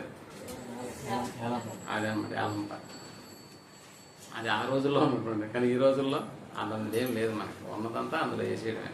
ఇంకా చెప్పాలంటే కానుకగా నువ్వు కూడా కానుక బాక్స్లో కూర్చోవడం పోయి నన్ను ఎలా వాడుకుంటావో వాడుకయ్యా, ఇదిగో నా జీవితమే నీకు ఇచ్చేస్తున్నాను అన్నట్టు. అందుకనే కదా 12వ అధ్యాయం రోమిలకు రాసిన పత్రిక. కాబట్టి సజీవ యాగము అనేటటువంటి విషయాన్ని అక్కడ మాట్లాడుతున్నారు. కాబట్టి సహోదరులారా, పరిశుద్ధమును దేవునికి అనుకూలమునైన సజీవ యాగముగా ఏం చేయాలంట? మీ శరీరములను ఆయనకు సమర్పించుకోవాలి. శరీరాలను ఇప్పుడు ఏం చేయాలంట? సమర్పించేసేయాలి. సజీవ యాగంగా మన శరీరాలను ఏం చేసేయాలా? మనమే వెళ్ళి సందాకర్లో కూర్చోవాలంట. మనమే వెళ్ళి చందాకర్లో కూర్చుంటే ఎలాగుంటది? అయ్యా నేను నీ వాడిని, నువ్వు ఎలాగైనా వాడుకో అన్నట్టుగా అనమాట. సో మనం చందా వేసేసి సందాకరణ దూరం చేసుకున్నాం. కానీ సందాలో మనం వెళ్ళి కూర్చోవాలి. ప్రియమైనటువంటి వారు, మనం పట్టడం కాదు, మనమే చందాలో కూర్చుంటే ఎలా ఉంటుందో ఆలోచించి దేవుని కార్యక్రమాలకు అలా ఉపయోగపడాలన్నమాట. కాబట్టి ప్రియమైనటువంటి వాళ్ళ దేవుని దీవెన మనకి ఎల్లప్పుడూ ఉండాలని కోరుకుంటూ ఆయనకి ఇచ్చేటటువంటి వాటి విషయంలో సనుక్కోకుండా హృదయపూర్వకంగా ఉత్సాహంగా దేవుడు మనల్ని ప్రేమించి ఇవ్వాలి. అందుకనే ఆ దీవెన మన అందరం పొందాలని కోరుకుంటూ ఈ మాటలు ముగిస్తున్నాను. ప్రార్థన చేసుకున్నాం. దయగలిగిన మా కన్న తండ్రి, మరి ఉన్నతమైనటువంటి మీ మాటలు మా జీవితాల్లో మరొకసారి మీరు వినిపించిన విధానాన్ని బట్టి మీ కృతజ్ఞతలు చెల్లిస్తున్నాను. మీ దీవెన మాకు కావాలి, మీ శాపం మాకు వద్దు. ఆ దీవెన మాకు కావాలంటే మీ సన్నిధానికి మేము వట్టి చేతులతో రాకుండా నానా ఉత్సాహంగా సంతోషంగా హృదయపూర్వకంగా ఇచ్చేటటువంటి మనస్సును మేము అందరం కలిగి ఉండేలాగా సహాయం చేసి నడిపించమని ఈ ప్రార్థనను మా రక్షకులను మీ ప్రియకుమారైనటువంటి యేసు ప్రభువు వారి నామంలో ప్రార్థించి అడిగి వేడుకుంటున్నాను తండ్రి.